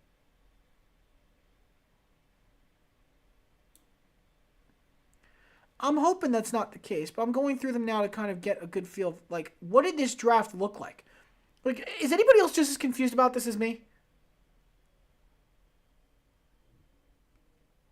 Okay. The number 1 pick was the Mumbai Cobras. They picked Karen Patel.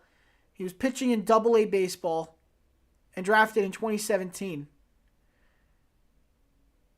So he's going to be pitching for the Cobras. Steven Moya was next. He played with the Tigers. And now he was just in the MPB. Didi Gregorius was number 3. Sandoval was 4. Alex Liddy was number 5. Really, Liddy. Number 35 years old. Robbie Cano we already talked about. Phil Irvin's into. Oh my gosh, what is this league? What is this league? Orange Relton Simmons, guys. Am I gonna have to watch baseball in Dubai to see if these guys still got it? This is insane. This is legitimately insane. David Huff. David freaking Huff. I know it doesn't seem like a big deal, but I watched him as a kid on the Yankees. And what? This is so annoying. Jair Jurgens from Curaçao.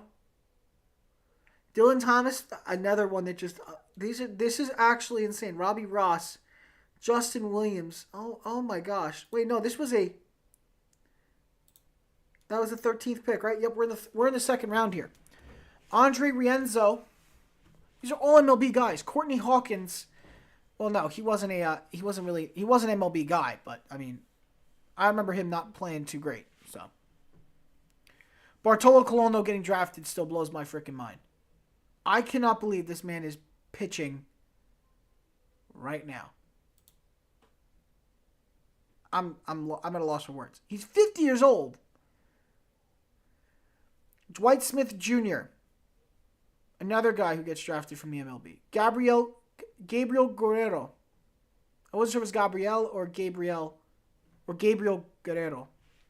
Shed Long, Jeffrey Marte, Dennis Phipps, Jacob Robeson, Alejandro De Aza, Willen Rosario. This is all actually ridiculously crazy. We talked about Neverauskas, Akeem Bostick, Kurika, Mike, what is this? Yo, I don't get it. Brandon Laird. I remember Brandon Laird. How is this even possible right now?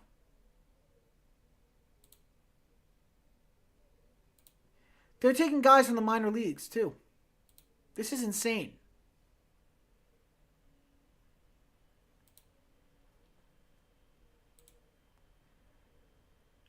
And they got pictures to, Jair Uranus. Oh, no, this is legit. Wow. You still got some MLB guys in here, but to see AAA guys in here, too, it's crazy how many MLB guys are listed. I'm so confused. I know I just went off on a tangent, but is anybody else... How is nobody else freaking out about this? How is nobody else freaking out about the fact that this is happening? Am I really the only guy? Like, I feel like I can't believe this until I see Bartolo Colon in the jersey. I think the Bartolo thing is what shook me. I can't believe he's on the Monarchs. I got to see a photo of him with the Monarchs. I'm sorry. There's just one no. How do you put him on the Monarchs, people? How do you do it?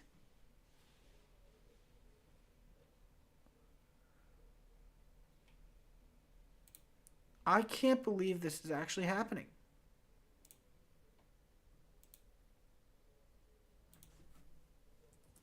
I have to tweet about it. I'm sorry, guys. At 50 years old, Bartolo is going to continue pitching. But I recommend you read all the names of former major leaguers, MLB players that are in this, that were drafted into this league.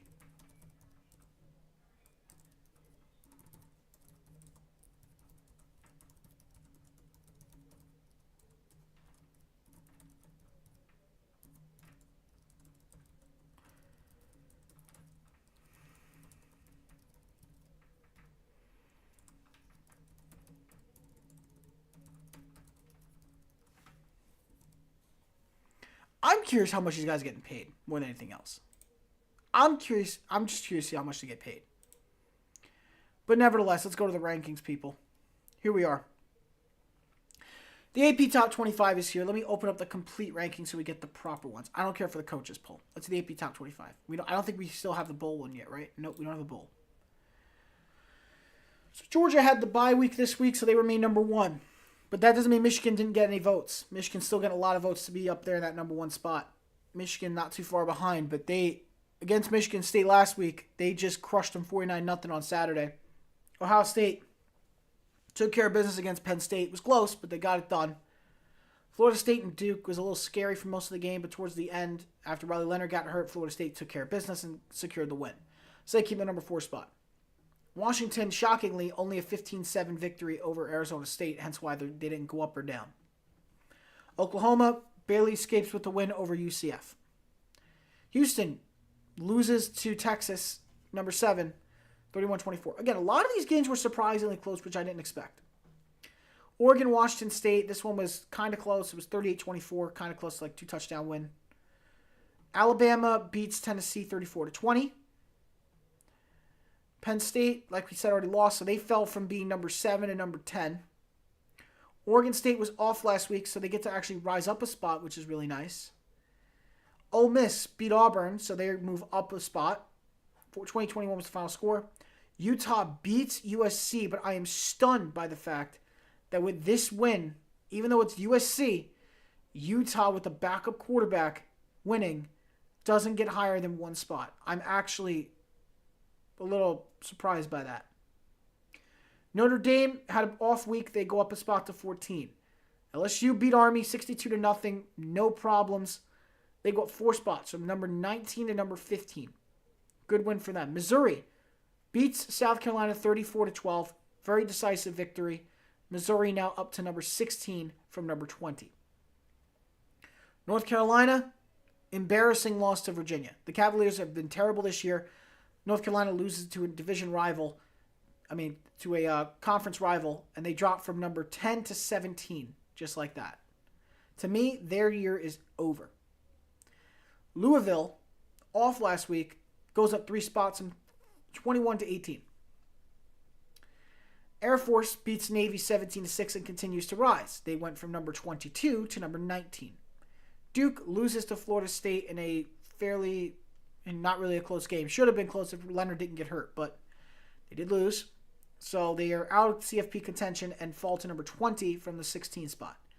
Tennessee, similar situation, falls from 17 to 21 after losing to Alabama 34-20. Tulane beats North Texas 35-28, goes up a spot, goes to 22. UCLA beats Stanford handily 42-7, goes up 2 spots from 25 to 23. And USC, despite losing to Utah in nail-biting fashion, they only fall to number 24 from where they were at number 18. And James Madison is the only team that went from being unranked to ranked over this weekend. So Madison with their big win over Marshall 20-9, they are still undefeated. They're number 25 in the nation. Other teams that are getting votes right now to compete here: the Gators, Liberty, Kansas State, Miami, Fresno, Oklahoma State, Toledo, Rutgers, Kentucky, UNLV, Wisconsin. And we could also add into their Fresno State. That's what I meant to say. Not Fresno. Fresno State. So overall in these rankings, how do I feel? I think Washington being at number 5 makes sense. Same with Oklahoma at 6. Texas at 7. All agree with these. Honestly, I'd probably put Oregon over Texas myself. I'd do that. Alabama being at number 7, 7-1. Being at number 9 at 7-1. Beating Tennessee, they're getting more decisive victories every day. You could argue them a little bit higher too. You could argue them a little bit higher if you want it. I don't know where you'd put them, but I think being at 9 is perfectly fine. Going from 11 to 9 is okay. Penn State losing to Ohio State that close. I'm very happy they didn't fall outside of the top 10. They're still a good football team. Oregon State staying where they are, but going up 1 spot, fine. Everybody moved up a spot. If there's one team that should have leapfrogged anybody, it was Utah. Utah getting that major win, they should be just at 11. Not at 13, they should be at 11. They should have had a 3-spot jump. They didn't. They ended up only getting 1. Another big win that's not being talked about enough. Let's see. That Ole Miss win is fine to just move up 1 spot. Let's see. Air Force getting their victory. Still being undefeated. I get why they're keeping them at 19, though. You have to understand, sometimes they don't put people higher because they want to wait and see what the matchup does for that week. So here's an example of what I mean. This week's games, this Saturday, these are what the matchups look like. Georgia's having the battle of the swamp, basically. I think that's what it's called. Florida versus Georgia. Georgia and the Gators. Georgia wins this one. They're fine. Michigan's off this week. Ohio State's playing Wisconsin. Florida State's playing Wake Forest. Washington, Stanford. Oklahoma, Kansas. Texas, BYU.